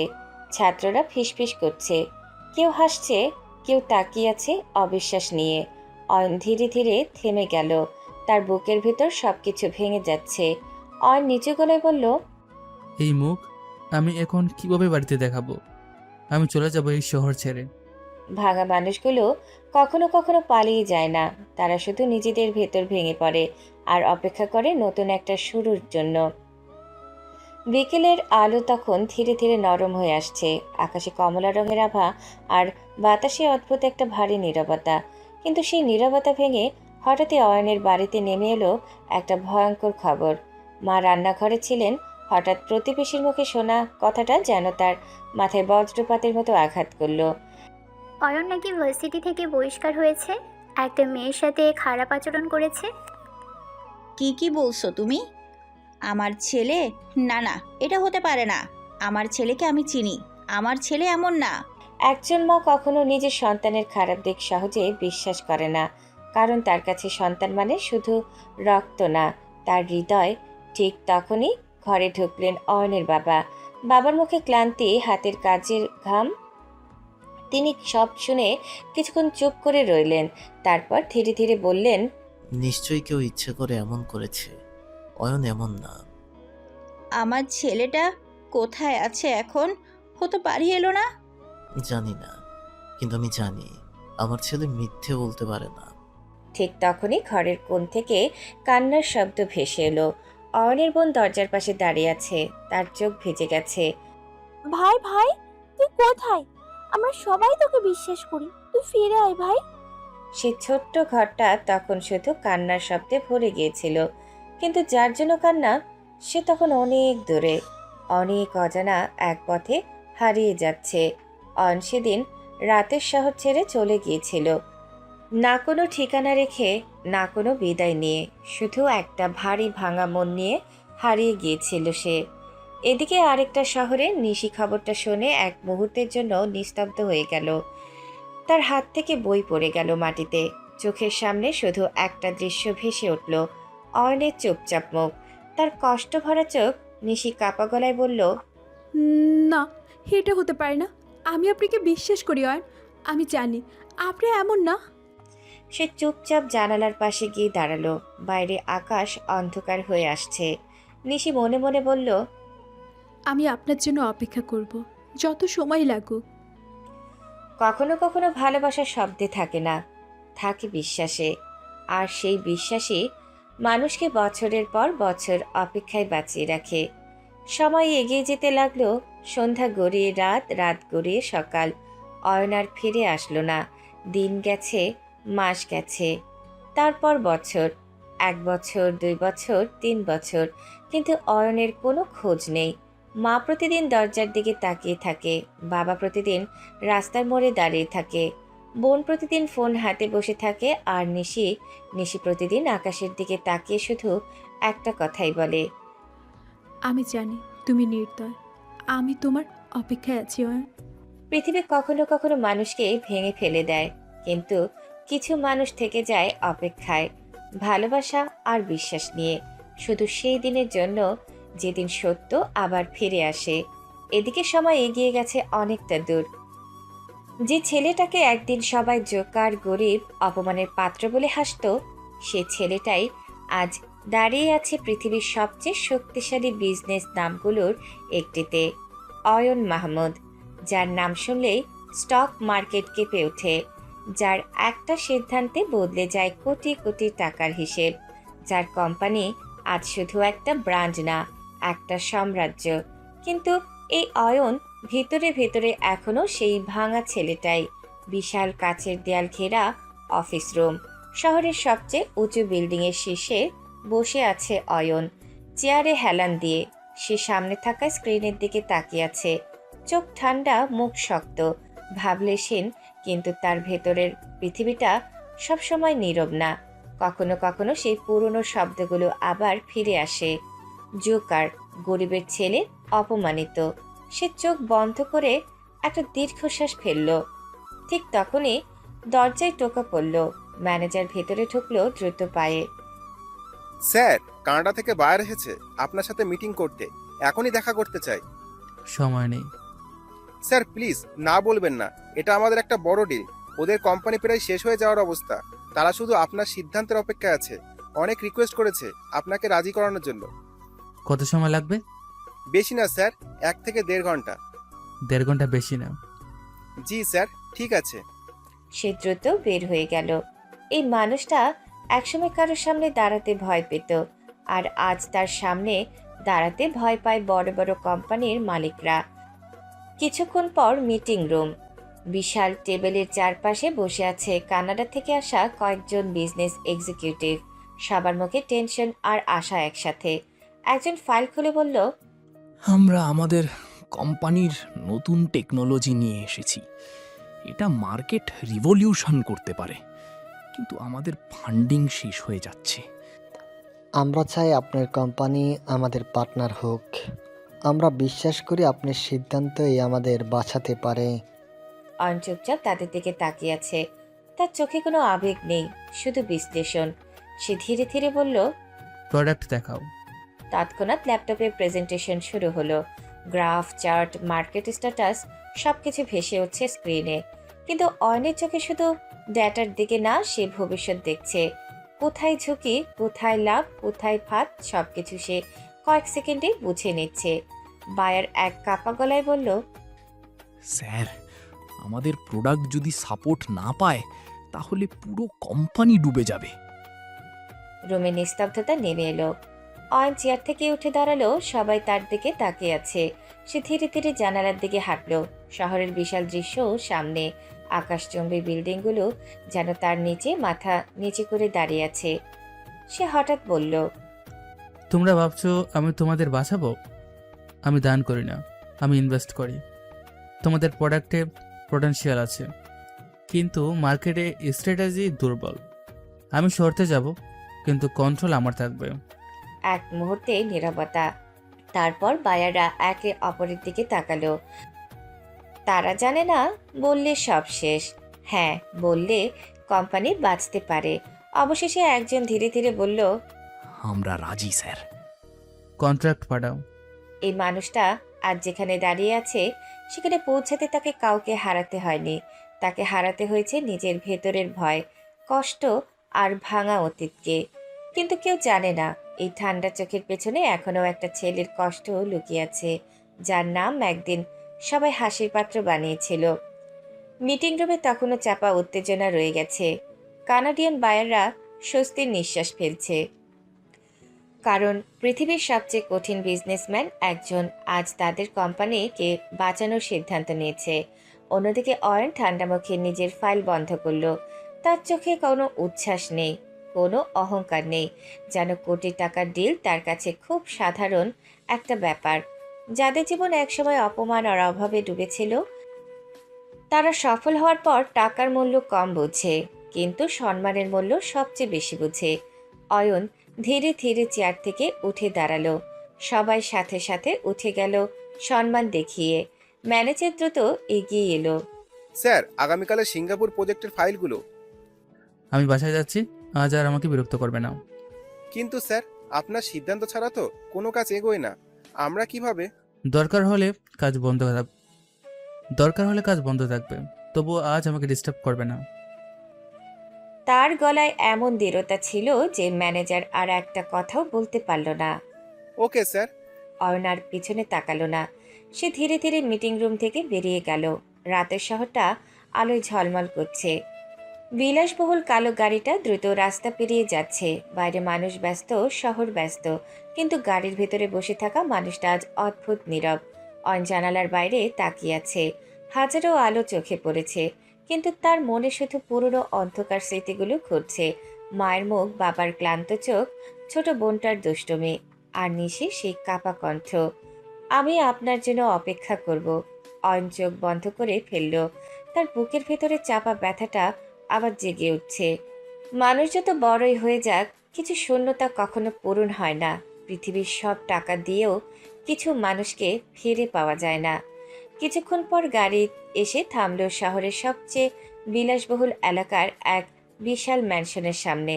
বিশাল গেট, চারপাশে নিরাপত্তা, আলোকিত বাগান, সবকিছু যেন সিনেমার মতো। কিন্তু এই বিশাল বাড়িটা ভীষণ নির্জন, কারণ এখানে মানুষের ভিড় আছে, ভালোবাসার না। অন ধীরে ধীরে ভেতরে ঢুকলো। বাড়ির স্টাফরা সাথে সাথে মাথা নিচু করলো। Good morning sir. অন শুধু মাথা নেড়ে নিজের রুমের দিকে চলে গেল। বিশাল রুম, দামি আসবাব, কাঁচের দেয়ালের বাইরে পুরো শহর দেখা যায়, কিন্তু আজ সবকিছু তার কাছে ফাঁকা লাগছে। সে কোট খুলে সোফায় বসে পড়ল। তারপর ধীরে ধীরে মাথাটা পেছনে ঠেকালো। আজ কেন জানি খুব একা লাগছে, খুব। সবাই তার টাকাটাকেই চেনে, কিন্তু তার একাকিত্বকে না। অয়ন ধীরে ধীরে ফোনটা হাতে নিল। স্ক্রিনে অসংখ্য মেল, মেসেজ, মিটিং নোটিফিকেশন, কিন্তু সে কারো রিপ্লাই দিল না। তার মাথায় এখন শুধু একটা প্রশ্ন। ওরা কেমন আছে? মা কি এখনো আমার জন্য কাঁদে? বাবা কি এখনো দরজার দিকে তাকিয়ে থাকে? তার বুকের ভেতরটা মোচড় দিয়ে উঠল। হঠাৎ তার বোনটার কথা মনে পড়ল। সেই পাগলি মেয়েটা সবসময় ঝগড়া করত, হাসতো। অয়ন হালকা হেসে আবার থেমে গেল। এখনো কি আমাকে নিয়ে দুষ্টুমির কথা চিন্তা করে? তারপর হঠাৎ একটা মুখ ভেসে উঠল তার সামনে, নিশি। অয়ন নিঃশ্বাস বন্ধ করে ফেলল। কিছুক্ষণ তার মনে পড়ছে পার্কের সেই রাত, নিশির কাপা কণ্ঠ, ভেজা চোখ। আমি সত্যি তোমাকে চাই। আচ্ছা, ও কি আমাকে বলে গেছে? নিশির কি বিয়ে হয়ে গেছে? রুমটা আরও নীরব হয়ে গেল। কিছু প্রশ্নের উত্তর পৃথিবীর সবচেয়ে শক্তিশালী মানুষটার কাছেও থাকে না, আর সেই অজানা উত্তরই মাঝে মাঝে মানুষকে সবচেয়ে বেশি কষ্ট দেয়। অয়ন উঠে গিয়ে জানালার সামনে দাঁড়ালো। দূরে শহরের আলো ঝলমল করছে, কিন্তু তার চোখে আজ শুধু একটা ছোট্ট টিনের বাড়ি ভাসছে, যেখানে হয়তো এখনো কেউ তার জন্য অপেক্ষা করছে, অথবা হয়তো আর কেউই করে না। রাত কেটে গেছে অনেক আগেই, কিন্তু অয়নের চোখে ঠিকমতো ঘুম নামেনি। ভোরের আলো ধীরে ধীরে বিশাল কাচের জানালা পেরিয়ে রুমের ভেতরে ঢুকছে।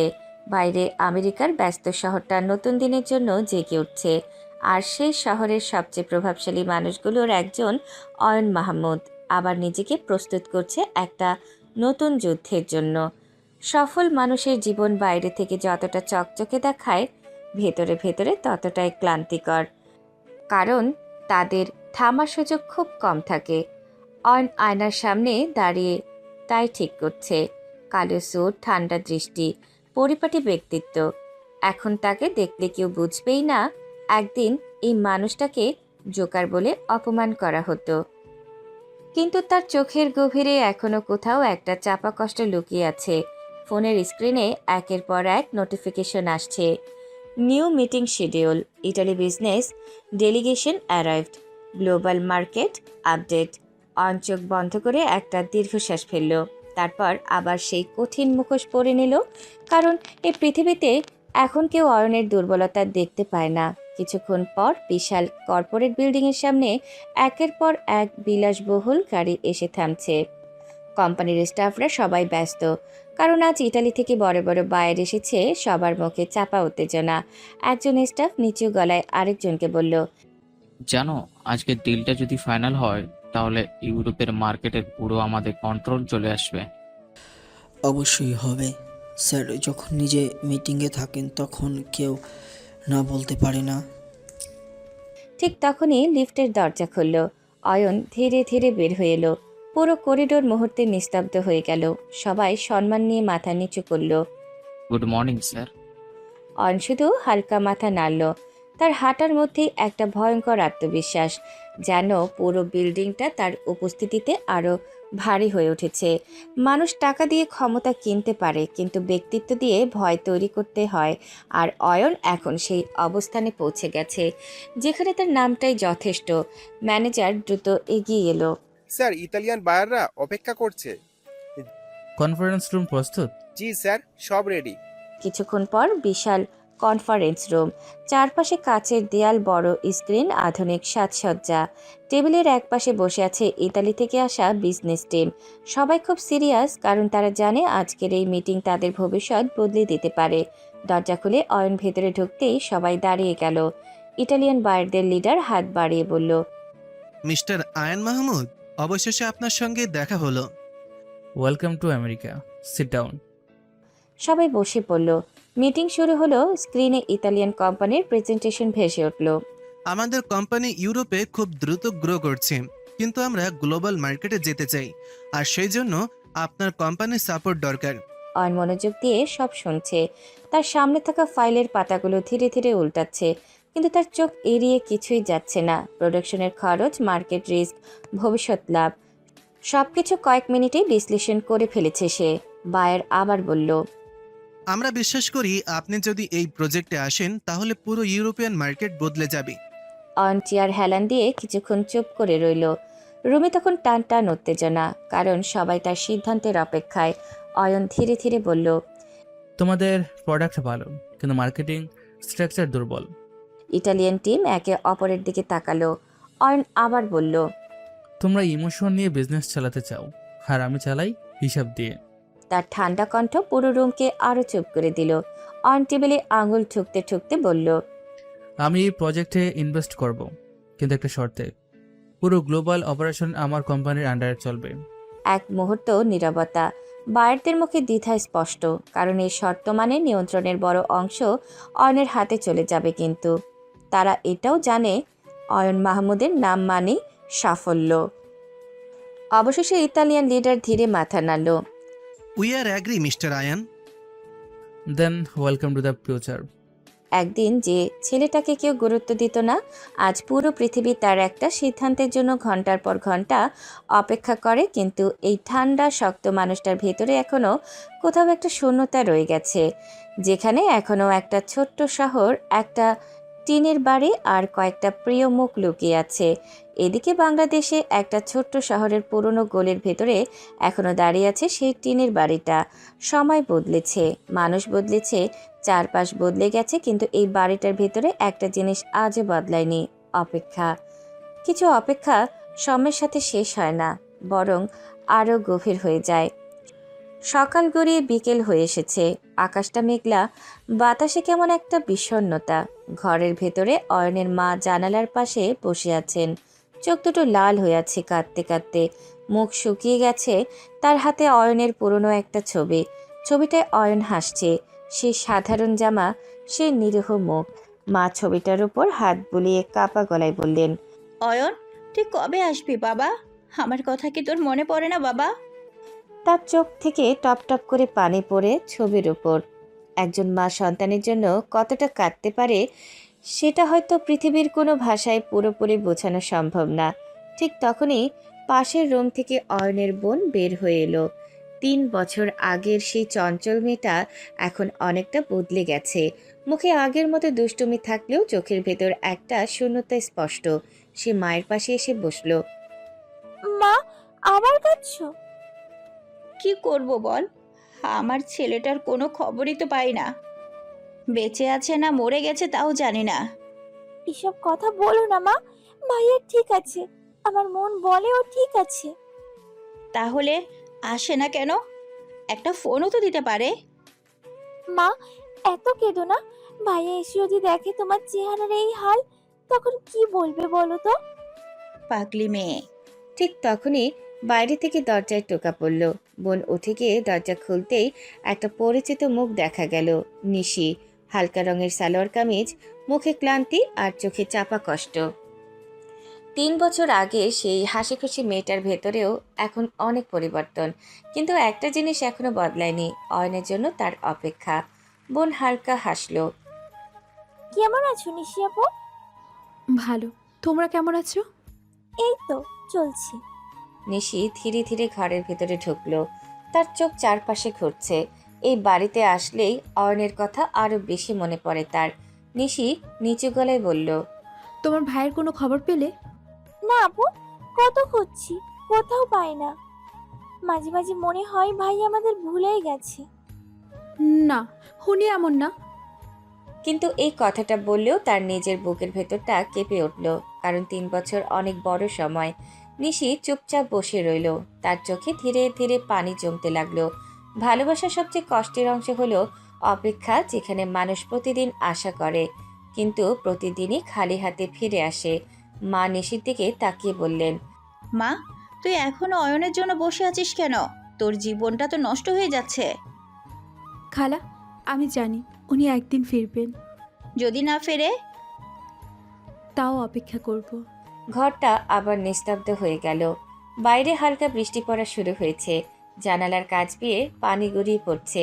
আর সেই ছোট্ট ঘরটার ভেতরে 3টা মানুষ এখনো অপেক্ষা করে আছে একটা হারিয়ে যাওয়া ছেলের জন্য, যে হয়তো এখন পৃথিবীর সবচেয়ে শক্তিশালী মানুষদের একজন, কিন্তু নিজের মানুষগুলোর কাছে এখনো নিখোঁজ। পরের দিন সকাল, সূর্যের আলো ধীরে ধীরে পুরো শহর জুড়ে ছড়িয়ে পড়ছে।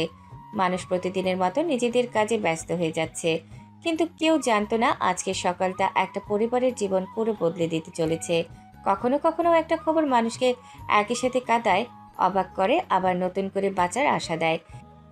এদিকে আমেরিকার বিশাল এক অডিটোরিয়াম, চারপাশে ক্যামেরার ঝলকানি, বিশ্বের বড় বড় মিডিয়া কোম্পানি, সাংবাদিক, বিজনেস ম্যাগাজিন সবাই উপস্থিত। আজ প্রকাশ করা হবে এই বছরের বিশেষ সবচেয়ে প্রভাবশালী বিজনেসম্যানদের তালিকা। স্টেজে দাঁড়িয়ে উপস্থাপক উত্তেজিত গলায় বলল, And this year's number 1 global business tycoon is... পুরো হল নিস্তব্ধ হয়ে গেল। সবাই নিঃশ্বাস বন্ধ করে অপেক্ষা করছে। উপস্থাপক হাসলো, Mr. Aryan Mahmood! মুহূর্তের মধ্যে পুরো হল হাততালিতে কেঁপে উঠল। চারপাশে শুধু ক্যামেরার ফ্ল্যাশ। বিশাল স্ক্রিনে ভেসে উঠল অয়নের ছবি। কালো স্যুট, ঠান্ডা দৃষ্টি, আত্মবিশ্বাসী ব্যক্তিত্ব। নিচে বড় অক্ষরে লেখা, world's number 1 business tycoon Ayan Mahmud. News reporter উত্তেজিত গলায় বলতে লাগলো, খুব অল্প সময়ের মধ্যে অসম্ভব সাফল্য অর্জন করেছেন অয়ন মাহমুদ। বর্তমানে তার কোম্পানি বিশ্বের সবচেয়ে দ্রুততম বর্ধনশীল কর্পোরেট সাম্রাজ্যগুলোর একটি। তিনি এখন আমেরিকার অন্যতম ক্ষমতাধর ব্যবসায়ী। তার একটি সিদ্ধান্তে বদলে যায় আন্তর্জাতিক মার্কেটের হিসাব। যে ছেলেটাকে একদিন নিজের দেশ অপমান করে দূরে ঠেলে দিয়েছিল, আজ সেই ছেলেটার নামেই পুরো পৃথিবী কাঁপছে। এদিকে বাংলাদেশে সকাল সকাল অয়নের বোন ফোন হাতে বসেছিল। ইন্টারনেট স্ক্রল করতে করতে হঠাৎ একটা লাইভ নিউজ তার সামনে ভেসে উঠল। প্রথমে সে তেমন গুরুত্ব দেয়নি, কিন্তু পরের মুহূর্তে স্ক্রিনে একটা মুখ দেখে সে জমে গেল। তার নিঃশ্বাস বন্ধ হয়ে এলো, চোখ বড় বড় হয়ে গেল। স্ক্রিনে স্পষ্ট ভেসে উঠেছে অয়ন, তার ভাই, কিন্তু আগের সেই সাধারণ ছেলেটা না। এ যেন সম্পূর্ণ অন্য কেউ। চোখে ভয়ঙ্কর আত্মবিশ্বাস, মুখে কঠিন ব্যক্তিত্ব, চারপাশে নিরাপত্তা আর মিডিয়ার ভিড়। বোন কাপা হাতে ফোনটা শক্ত করে ধরল। তার চোখে পানি চলে এলো মুহূর্তে। বোন চিৎকার করে উঠল, মা! কি হয়েছে? মা, ভাইয়া! মা অবাক হয়ে ফোনের দিকে তাকালেন। তারপর মুহূর্তের মধ্যে তার চোখ ভিজে উঠল। স্ক্রিনে তখন নিউজ চলছে, বাংলাদেশি বংশোদ্ভূত American business tycoon Ayan Mahmud এবার বিশ্বের 1 নম্বর ব্যবসায়ী নির্বাচিত হয়েছেন। মায়ের হাত কাঁপতে লাগলো। এটা আমার অয়ন, আমার ছেলে।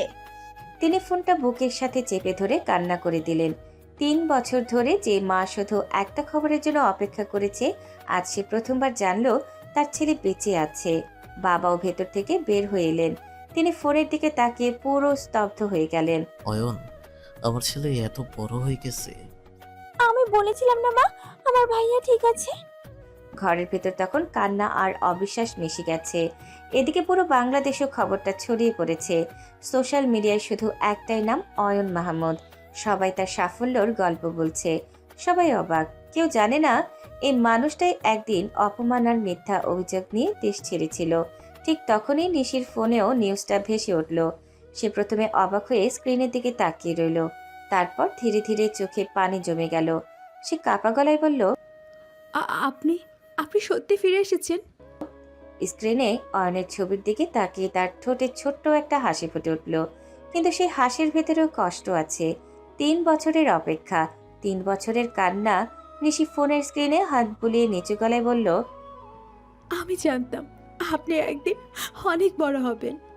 পৃথিবী একসময় যাকে অপমান করেছিল, আজ সেই মানুষটার সফলতার খবরেই পুরো দেশ গর্ব করছে।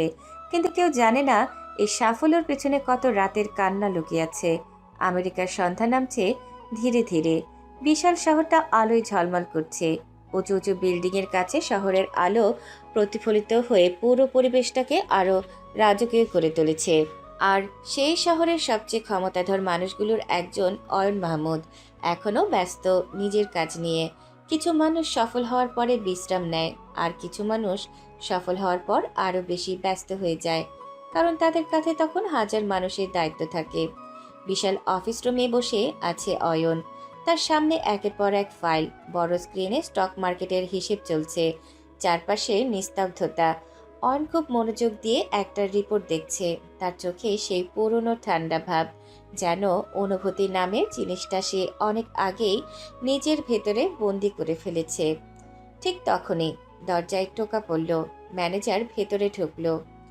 স্যার, বলুন। স্যার, আজ রাতে আমাদের ফ্রান্স যেতে হবে। ওখানে একটা জরুরি মিটিং আছে। আজ? জি স্যার, ফ্রান্সের বায়াররা অনেকদিন ধরে মিটিংয়ের জন্য অপেক্ষা করছে। অয়ন কিছুক্ষণ চুপ করে রইল, তারপর চেয়ার ছেড়ে উঠে জানালার সামনে গিয়ে দাঁড়ালো। বাইরের শহরের আলো জ্বলছে, গাড়িগুলো ছোট ছোট আলোর রেখার মতো ছুটছে। কিন্তু আজ তার মন অন্য কোথাও। বাংলাদেশের সেই ছোট্ট বাড়িটা বারবার মনে পড়ছে। মায়ের কান্না, বোনের মুখ, নিশির চোখ। আজ কেন জানি খুব ক্লান্ত লাগছে তার, শুধু শরীর না, মনও। অয়ন ধীরে ধীরে বলল, আপনি চান? স্যার, দরকার হলে ওদের বলুন এখানে আসতে। আমি আজ কোথাও যেতে পারবো না। কিন্তু স্যার, ওরা খুব বড় কোম্পানি, তারা হয়তো। আমি কাউকে ফোর্স করি না। আসতে চাইলে আসবে, না চাইলে ডিল ক্যান্সেল। রুমটা মুহূর্তে চুপ হয়ে গেল, কারণ সবাই জানে অয়ন মাহমুদ নিজের সিদ্ধান্ত খুব কমই বদলায়। ম্যানেজার দ্রুত মাথা নাড়ল। ওকে স্যার, আমি জানিয়ে দিচ্ছি। কিছুক্ষণ পর ম্যানেজার ভিডিও কলে ফ্রান্সের বায়ারদের সাথে কথা বলছে। মিস্টার আয়ান আজ ফ্রান্সে যেতে পারবেন না। যদি আপনারা চান তাহলে আমেরিকায় এসে মিটিং করতে পারেন। ওকে, তাহলে আমরা আসবো। ম্যানেজার কিছুটা স্বস্তির নিঃশ্বাস ফেলল, কারণ সে জানে পৃথিবীর বড় বড় কোম্পানিগুলো এখন অয়নের সাথে কাজ করার জন্য যে কোনো কিছু করতে রাজি।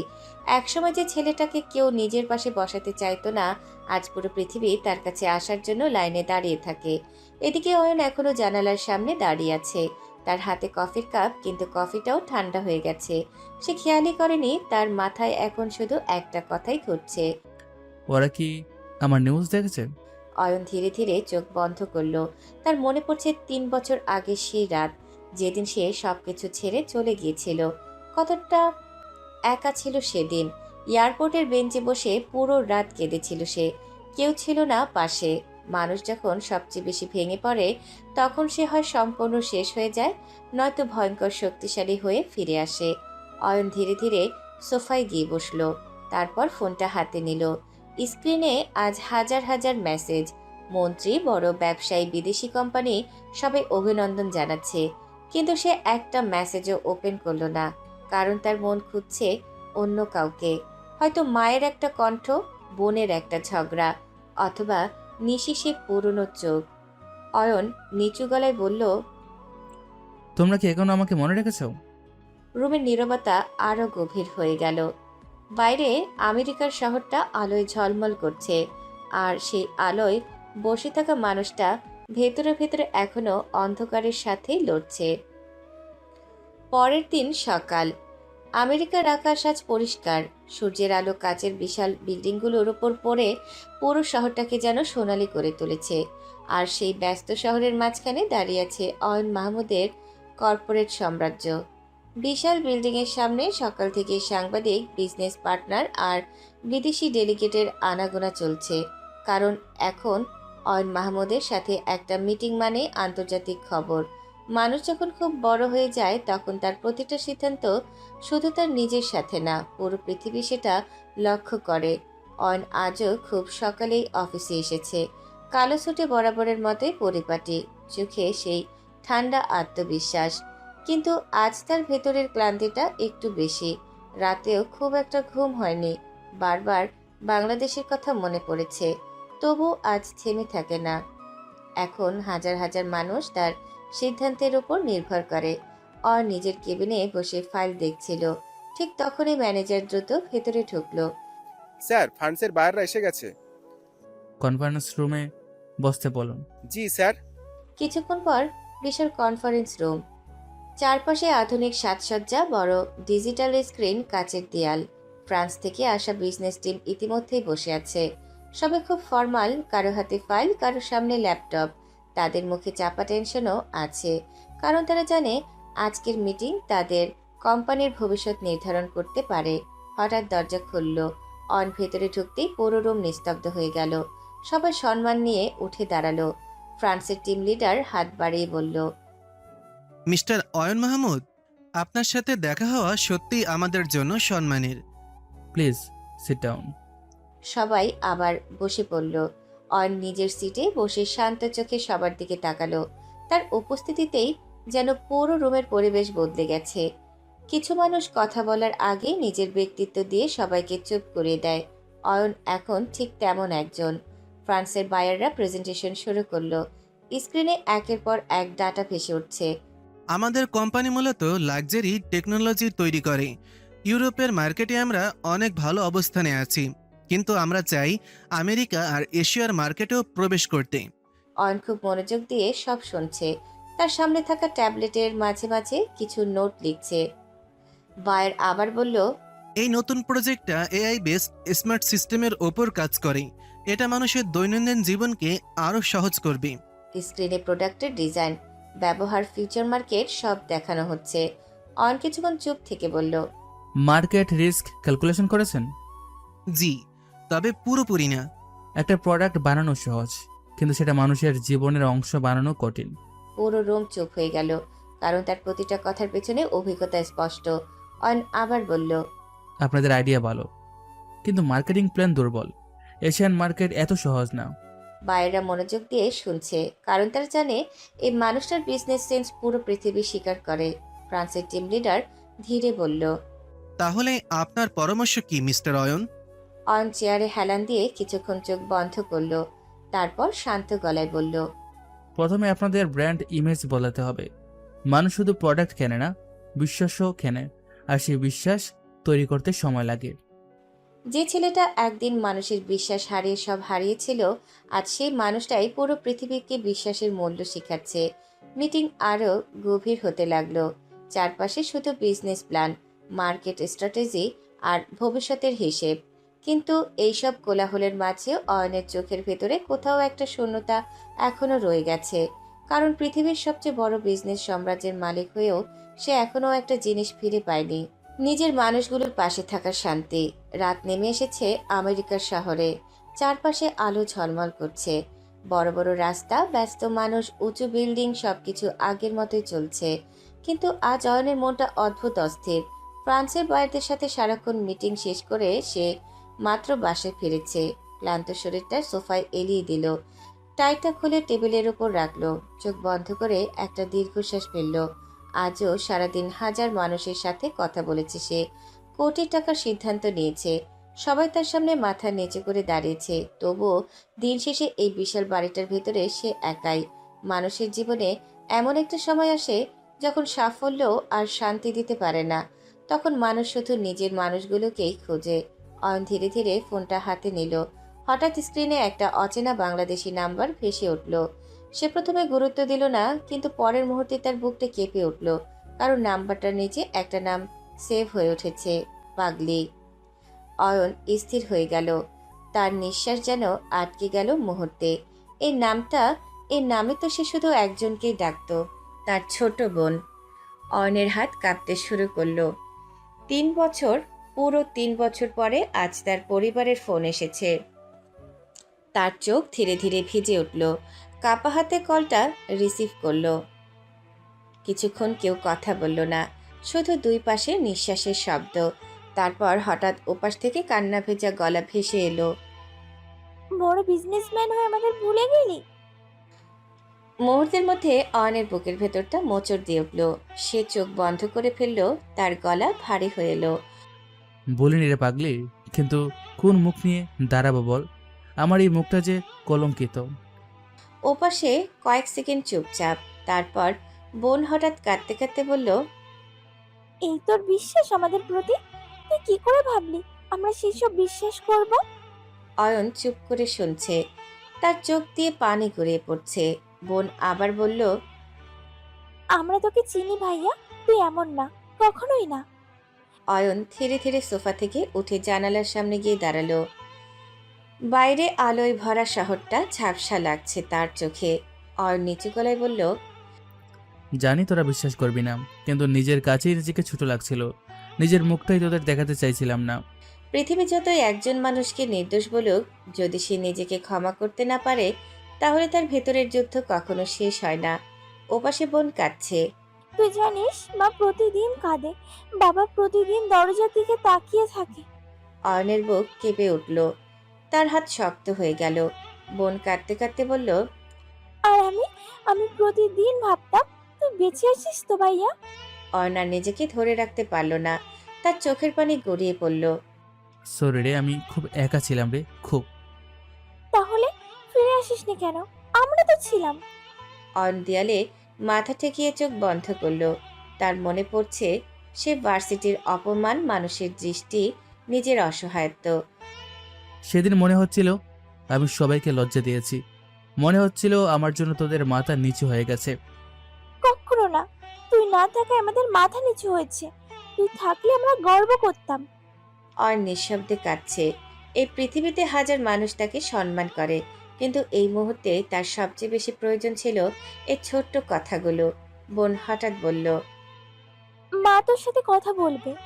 অয়নের বুক থক করে উঠল, তার হাত কাঁপতে লাগলো, কারণ 3 বছর পরে সে তার মায়ের কণ্ঠ শুনবে। কিছু মুহূর্ত মানুষের জীবনে এতটা আবেগ নিয়ে আসে, যেখানে শব্দ ছোট হয়ে যায় আর শুধু কান্নাগুলো কথা বলে।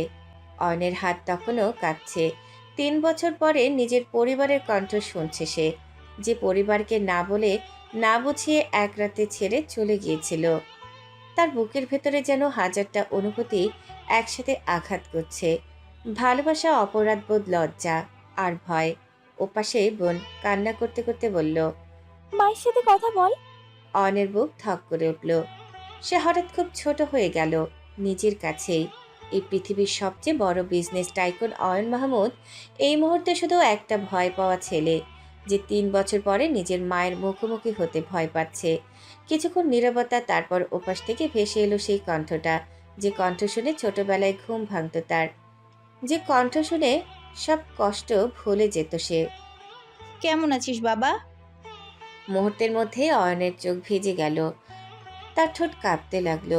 সে আর নিজেকে সামলাতে পারল না। অয়ন কান্না করে বলল, আমাকে ক্ষমা করে দাও মা, আমি খুব খারাপ ছেলে মা। ক্ষমা কেন চাস বাবা? তুই তো আমাদের বিশ্বাস করতে পারলি না। আমার কাছে আসলে কি আমি তোকে অবিশ্বাস করতাম? অয়ন দেয়ালে মাথা ঠেকিয়ে চোখ বন্ধ করে ফেলল। তার মনে হচ্ছে বুকের ভেতরটা ছিঁড়ে যাচ্ছে। লজ্জা লাগছিল মা, খুব লজ্জা। মনে হচ্ছিল আমি তোমাদের মাথা নিচু করে দিয়েছি। চুপ কর, এত কথা শুনতে চাই না আমি। 3 বছর ধরে প্রতিদিন দরজার দিকে তাকিয়ে থেকেছি।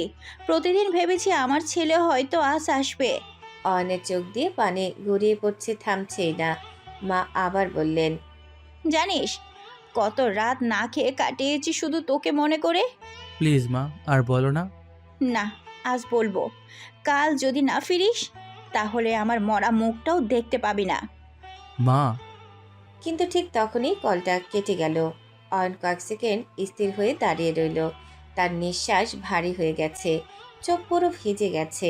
কিছু শব্দ মানুষের ভেতরের সবচেয়ে শক্ত দেয়ালটাও ভেঙে দেয়। মরামুখ কথাটা শুনে অয়নের 3 বছরের সব জেদ মুহূর্তেই শেষ হয়ে গেল। অয়ন দ্রুত ফোনটা হাতে নিল, তারপর সাথে সাথে ম্যানেজারকে কল দিল। ম্যানেজার তাড়াতাড়ি রিসিভ করলো। Yes sir. বাংলাদেশের টিকিট কাটো। বাংলাদেশ? হ্যাঁ, যত দ্রুত সম্ভব। কিন্তু স্যার বাংলাদেশে তো আমাদের কোনো মিটিং নেই। অয়ন জানালার বাইরে তাকালো। দূরে শহরের আলো জ্বলছে, কিন্তু তার চোখে এখন শুধু একটা ছোট্ট বাড়ি ভাসছে, যেখানে হয়তো তার মা এখনো কাঁদছে। অয়ন ধীরে ধীরে বলল, পার্সোনাল। শব্দটা খুব ছোট ছিল, কিন্তু সেই শব্দের ভেতরে 3 বছরের জমে থাকা ভালোবাসা, অপরাধবোধ আর ফিরে যাওয়ার আকুলতা লুকিয়ে ছিল। ম্যানেজার বুঝে গেল ব্যাপারটা গুরুতর। ওকে স্যার, আমি এখনই ব্যবস্থা করছি। কল কেটে গেল। অয়ন ধীরে ধীরে সোফায় বসে পড়ল। তার বুকের ভেতরটা কাঁপছে। 3 বছর পরে সে আবার নিজের দেশে ফিরবে, সেই শহরে যেখানে থেকে সে অপমান নিয়ে চলে গিয়েছিল। ভাগ্য বড় অদ্ভুত। একদিন যে ছেলেটা মাথা নিচু করে দেশ ছেড়েছিল, আজ সেই ছেলেটাই ফিরছে পৃথিবীর সবচেয়ে সফল মানুষদের একজন হয়ে। কিন্তু তার সবচেয়ে বড় পরিচয় এখনো একটাই, সে একটা মায়ের ছেলে যে অনেক দেরি করে হলেও অবশেষে ঘরে ফিরছে। পরের দিন বাংলাদেশের আকাশে তখন বিকেলের নরম আলো, হালকা বাতাস বইছে। ছোট্ট শহরটা প্রতিদিনের মতোই নিজের গতিতে চলছে। কেউ দোকানে বসে গল্প করছে, কেউ রাস্তার পাশে চা খাচ্ছে, কেউ বা কাজ শেষে বাড়ি ফিরছে। কিন্তু আজ একটা বাড়ির সামনে ভাগ্য দাঁড়িয়ে আছে, 3 বছরের অপেক্ষা শেষ করার জন্য। কিছু ফিরে আসা শুধু একজন মানুষের ফিরে আসা না, একটা পরিবারের আবার বেঁচে ওঠা। অয়নের বাড়ির সামনে তখন অদ্ভুত নীরবতা। মা বারবার দরজার দিকে তাকাচ্ছেন, বাবা উঠোনে পায়চারি করছেন, আর বোন তো সকাল থেকে ঠিকমতো বসেই নেই, বারবার রাস্তায় তাকাচ্ছে। মা, ভাইয়া আসবে তো সত্যি? আসবে। এবার না এলে আমি আর বাঁচবো না। ঠিক তখনই দূর থেকে কয়েকটা কালো দামি গাড়ি এসে গলির সামনে ঢুকলো। পুরো এলাকা মুহূর্তেই থমকে গেল, কারণ এমন গাড়ি এই এলাকায় কেউ কখনো দেখেনি। পাশের বাড়ির মানুষজন দৌড়ে বের হয়ে এলো। একজন অবাক হয়ে বলল, কার বাড়িতে এসব গাড়ি? মনে হয় বড় কোনো মন্ত্রী এসেছে। গাড়িগুলো ধীরে ধীরে এসে থামলো অয়নের বাড়ির সামনে। মুহূর্তে পুরো এলাকা নিস্তব্ধ, সবাই শুধু তাকিয়ে আছে। একজন ড্রাইভার দ্রুত নেমে পিছনের দরজা খুলল, তারপর ধীরে ধীরে গাড়ি থেকে নামলো অয়ন। কালো স্যুট, চোখে সেই গভীর ব্যক্তিত্ব, মুখে ক্লান্তি আর চাপা আবেগ। তাকে দেখে সবাই হতবাক। এ যেন সেই আগের অয়ন না। এই মানুষটার ভেতরে এখন ভয়ঙ্কর একটা উপস্থিতি আছে, কিন্তু মায়ের চোখে সে এখনো সেই ছোট্ট ছেলেটাই। মা কয়েক সেকেন্ড স্থির হয়ে তাকিয়ে রইলেন, তারপর হঠাৎ চিৎকার করে উঠলেন, অয়ন! তিনি দৌড়ে গিয়ে অয়নকে জড়িয়ে ধরলেন। মুহূর্তের মধ্যে অয়নের সব শক্ত মুখোশ ভেঙে গেল, তার চোখ ভিজে উঠল। সে কাঁপতে কাঁপতে মাকে শক্ত করে জড়িয়ে ধরল। মা! এই একটা শব্দে 3 বছরের সব কান্না লুকিয়েছিল। মা কাঁদতে কাঁদতে তার মুখ ছুঁয়ে বললেন, আমার ছেলে ফিরে এসেছে। অয়নার নিজেকে ধরে রাখতে পারল না। সে হঠাৎ নিচে বসে মায়ের পা জড়িয়ে ধরল। অয়ন কান্না করে বলল, মা, আমাকে ক্ষমা করে দাও মা, প্লিজ। না বাবা না, তুই আমার কলিজা, তোকে ছাড়া আমি বাঁচছি কিভাবে বল? ভাইয়া, এভাবে কেউ হারিয়েছে? জানিস আমরা কত কেঁদেছি। সরি রে পাগলি। বাবাও এগিয়ে এলেন, তার চোখেও পানি। তিনি কিছু বলতে পারছেন না, শুধু অয়নকে বুকে জড়িয়ে ধরলেন। আমার ছেলে। অয়ন বাবাকে শক্ত করে জড়িয়ে ধরল। পৃথিবীর সবচেয়ে দামি জিনিস হয়তো এই মুহূর্তটাই, যেখানে একটা হারিয়ে যাওয়া ছেলে আবার নিজের পরিবারের বুকে ফিরে এসেছে। এদিকে পুরো এলাকায় খবর ছড়িয়ে পড়েছে, অয়ন ফিরে এসেছে। একটা মেয়ে দৌড়ে নিশিদের বাড়িতে গেল। নিশি আপু, নিশি আপু, অয়ন ভাই ফিরে এসেছে। কি? সত্যি, উনি এখনই বাড়িতে এসেছে। নিশি আর এক সেকেন্ডও দাঁড়ালো না। সে প্রায় দৌড়ে বের হয়ে গেল। তার নিঃশ্বাস কাঁপছে, হাত কাঁপছে। 3 বছর, পুরো 3 বছর পরে আজ সে আবার অয়নকে দেখবে। অয়নের বাড়ির সামনে তখন মানুষের ভিড়। সবাই অবাক হয়ে তাকিয়ে আছে। হঠাৎ ভিড় ঠেলে নিশির সামনে এলো। অয়ন কথা বলতে বলতে হঠাৎ থেমে গেল। তার চোখ গিয়ে আটকে রইল নিশির উপর। মুহূর্তের জন্য সময় যেন থেমে গেল। নিশি আগের থেকেও অনেক বেশি সুন্দর হয়েছে, কিন্তু সে সৌন্দর্যের ভেতরে একটা গভীর ক্লান্তি লুকিয়ে আছে। চোখের নিচে স্পষ্ট কালি, মুখে চাপা বিষণ্ণতা। মনে হচ্ছে বহুদিন ঠিকমতো ঘুমায়নি। অয়নের বুকটা কেঁপে উঠল। সে বুঝে গেল এই মেয়েটাও তার মতোই কষ্টে ছিল। নিশি চুপচাপ দাঁড়িয়ে আছে, তার চোখ শুধু অয়নের দিকেই। সেই চোখ হাজারটা অভিযোগ, হাজারটা ভালোবাসা আর 3 বছরের অপেক্ষা। কিন্তু সে কিছু বলছে না। কিছু সম্পর্ক এত গভীর হয় যে সেখানে শব্দের দরকার হয় না, চোখই সব বলে দেয়। এদিকে মা আর বোন অয়নকে ঘিরে একের পর এক প্রশ্ন করছে। খেয়েছিস ঠিক মতো?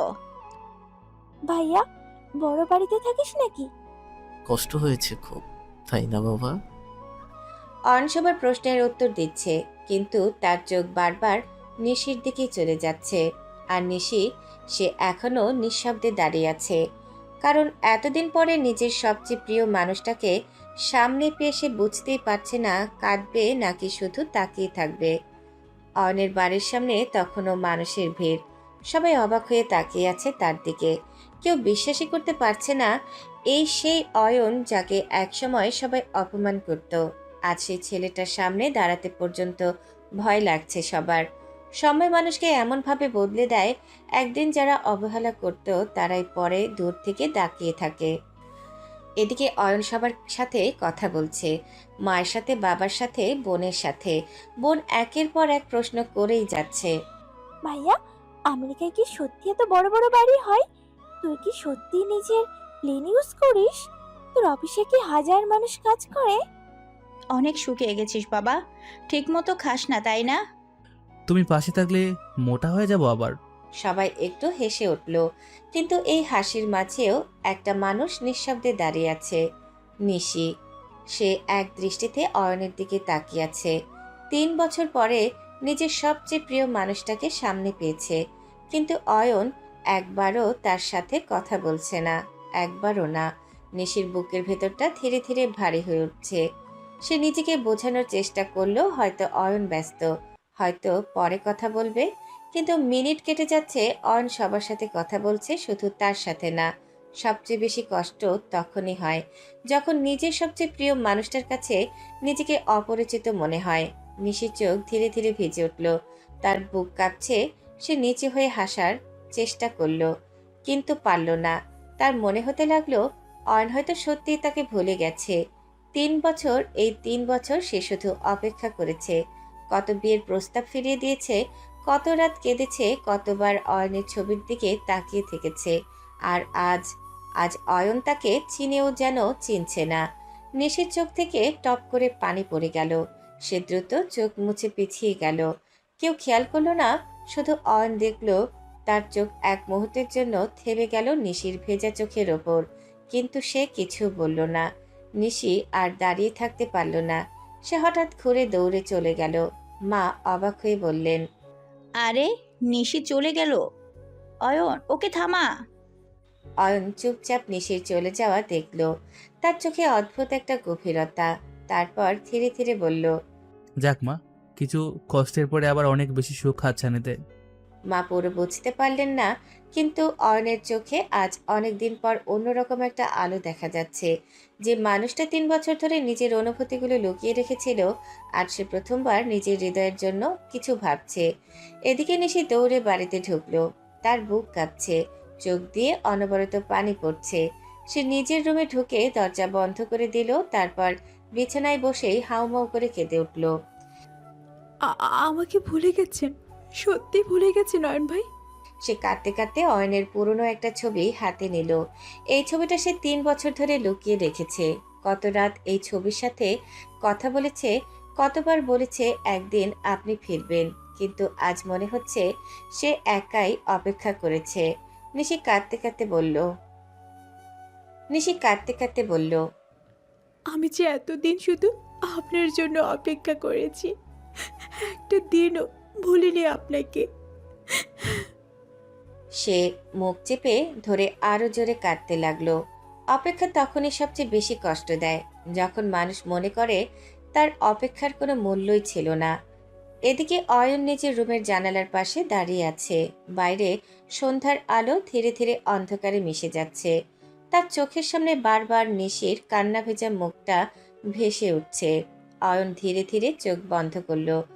তার ঠোঁটে হালকা হাসি ফুটল। অয়ন মনে মনে বলল, একটু কষ্ট পাও নিশিরানী, কারণ সামনে তোমার জন্য অনেক বেশি সুখ অপেক্ষা করছে।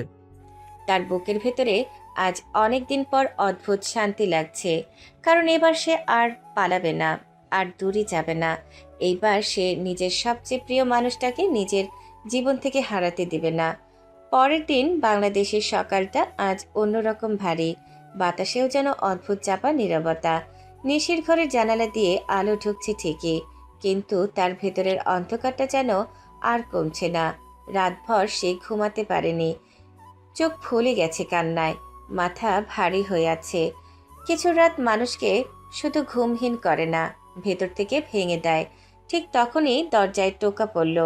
নিশি কাপা গলায় বলল, কে? তার মা ধীরে ধীরে রুমে ঢুকলেন। মা একবার মেয়ের মুখের দিকে তাকিয়ে থমকে গেলেন। এই মুখটা এতটা কষ্টে ভরা আগে কখনো দেখেননি। মা ধীরে ধীরে কাছে এসে বসে পড়লেন। নিশি, হ্যাঁ মা। শাড়িটা পরে নে। হঠাৎ শাড়ি কেন মা? আজ তো কোনো অনুষ্ঠান নেই। আজ তোর বিয়ে। মুহূর্তে নিশির শরীর ঠান্ডা হয়ে গেল। সে যেন নিজের কানকে বিশ্বাস করতে পারছে না। কি বলছো মা? পাগল হয়ে গেছো নাকি? আমি কাকে বিয়ে করব? আমি কাউকে চাই না। যার জন্য এত বছর অপেক্ষা করলি সে তোকে চিনলই না নিশি। কার জন্য অপেক্ষা করবি বল? নিজেকে শেষ করে দিবি শুধু শুধু? না মা, ও আমাকে চিনেছে। ও শুধু... আরে না নিশি। রুমে নীরবতা নেমে এলো, শুধু নিশির কাঁপা নিঃশ্বাস শোনা যাচ্ছে। মা ধীরে ধীরে এগিয়ে এসে বললেন, জীবনটা একা একা অপেক্ষা করার জন্য না। নিশি কিছু বলতে পারল না। তার চোখ থেকে পানি গড়িয়ে পড়ছে। সে চুপচাপ দাঁড়িয়ে রইল, যেন নিজের ভেতরটা ভেঙে যাচ্ছে শব্দ ছাড়াই। সবচেয়ে কঠিন যুদ্ধটা কখনো বাইরের পৃথিবীর সাথে হয় না, সেটা হয় নিজের অনুভূতির সাথে। কিছুক্ষণ পর নিশিকে জোর করে সাজানো হলো। লাল বিয়ের শাড়ি, গহনা, কাজল ভরা চোখ, কিন্তু চোখের ভেতর শুধু শূন্যতা। মনে হচ্ছে সে নিজেই নিজের জীবন থেকে হারিয়ে যাচ্ছে। বিয়ের আয়োজন শুরু হয়ে গেছে। বাড়িতে মানুষ আসছে, হাসি আনন্দ চলছে, কিন্তু নিশির মনে শুধু একটা নাম ঘুরছে, অয়ন। সে আয়নার সামনে দাঁড়িয়ে নিজেকে দেখল। চোখ ভরা পানি। সে ধীরে ধীরে ফিসফিস করে বলল, আপনি অনেক স্বার্থপর অয়ন ভাই, আমাকে একটু মনে রাখলেন না। এই জন্যই মানুষ বলে টাকা হলে মানুষ মানুষকে চিনে না। তার চোখের পানি গড়িয়ে শাড়ির ওপর পড়ছে। কিছু ভালোবাসা শেষ হয় না, শুধু মানুষটা হারিয়ে যায়। আর তখন ভালোবাসা একতরফা কান্নার রূপ নেয়। নিশি চোখ বন্ধ করে নিল। তার ভেতরে ভাঙা ভাঙা একটা শব্দ বারবার ঘুরছে, অয়ন ভাই। সে জানে না ভবিষ্যৎ তাকে কোথায় নিয়ে যাচ্ছে, কিন্তু এই মুহূর্তে তার কাছে সবচেয়ে বড় সত্য হলো সে ভালোবেসেছিল, এবং সেই ভালোবাসা হয়তো আর কখনো ফেরত আসবে না। রাত নেমে এসেছে। বাংলাদেশে সেই বাড়িটায় আজ যেন অন্যরকম নীরবতা। বাইরে আলো আছে, ভেতরে উৎসবের আয়োজন আছে, কিন্তু নিশির বুকের ভেতরে শুধু একটাই শব্দ, খালি। বিয়ের সাজে তাকে বসানো হয়েছে বাসর ঘরের ভেতরে। লাল শাড়ি, গহনা, কাজল ভরা চোখ, সবকিছুই আছে, শুধু মনটা নেই। কখনো কখনো মানুষ জীবিত থেকেও ভেতরে ভেতরে মৃত হয়ে যায়। ঠিক সেই মুহূর্তে যখন তার স্বপ্ন ভেঙে যায়, নিশি চুপচাপ বসে আছে বিছানার এক কোণে। তার চোখ থেকে পানি পড়ছে, থামছেই না। সে নিজে নিজে ফিসফিস করে বলছে, এটা কি শেষ? হঠাৎ দরজাটা ভেতর থেকে বন্ধ হয়ে গেল। নিশি চমকে উঠে গেল। তার শরীর কেঁপে উঠল। কে আছে এখানে? আমাকে ভয় দেখিও না প্লিজ। আগে জানতাম বড় রুমে ঢুকলে বউ সালাম করে, এখন দেখি বউ কাঁদছে। নিশি থমকে গেল এই কণ্ঠ। সে ধীরে ধীরে ঘুরে তাকালো আর মুহূর্তেই চমকে উঠল। অয়ন দরজার পাশে দাঁড়িয়ে আছে। কালো শার্ট, চোখে সে শান্ত কিন্তু গভীর দৃষ্টি, মুখে হালকা হাসি। নিশি যেন নিজের চোখকে বিশ্বাস করতে পারছে না। নিশি কাঁপা কাঁপা গলায় বলল,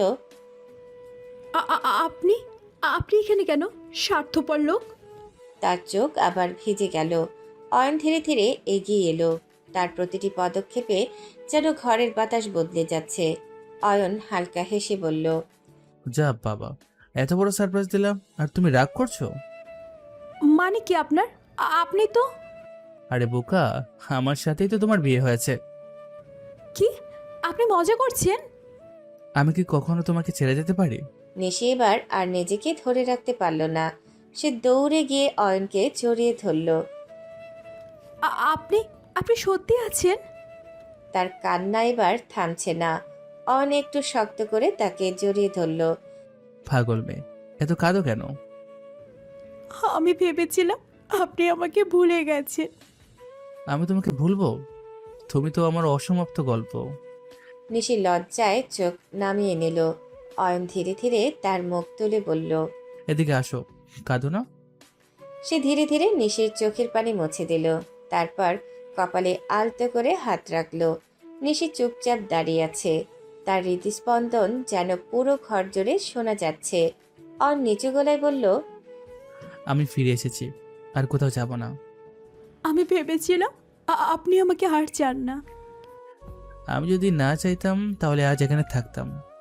এই কথাটুকুতেই নিশির ভেতরের সব ভয় ভেঙে গেল। সে আবার অয়নকে শক্ত করে জড়িয়ে ধরল। আমি আপনাকে খুব মিস করেছি। আমিও। একটা মুহূর্ত ঘরটা একদম শান্ত, শুধু দুইজন মানুষের নিঃশ্বাস আর হৃদয়ের শব্দ। অয়ন ধীরে ধীরে নিশির কপালে আলতো একটা চুমু দিল, নরম যত্নে ভরা ভালোবাসায় পূর্ণ। নিশি লজ্জায় চোখ বন্ধ করে ফেলল। অয়ন হালকা হাসল। এখন তো আমার বউ, আর কাঁদবে না, বুঝেছো? তার ঠোঁটে লাজুক হাসি ফুটে উঠল। কিছু ভালোবাসা শব্দ দিয়ে বোঝানো যায় না, সেটা শুধু অনুভব করা যায়। বাইরের দুনিয়া তখনও জানে না এই রাতটা শুধু একটা বিয়ের রাত না, এটা ছিল দুইটা ভাঙা হৃদয়ের আবার জোড়া লাগার শুরু। আর সে শুরুটা ধীরে ধীরে রাতের গভীরতায় হারিয়ে গেল ভালোবাসার নীরব আলিঙ্গনে।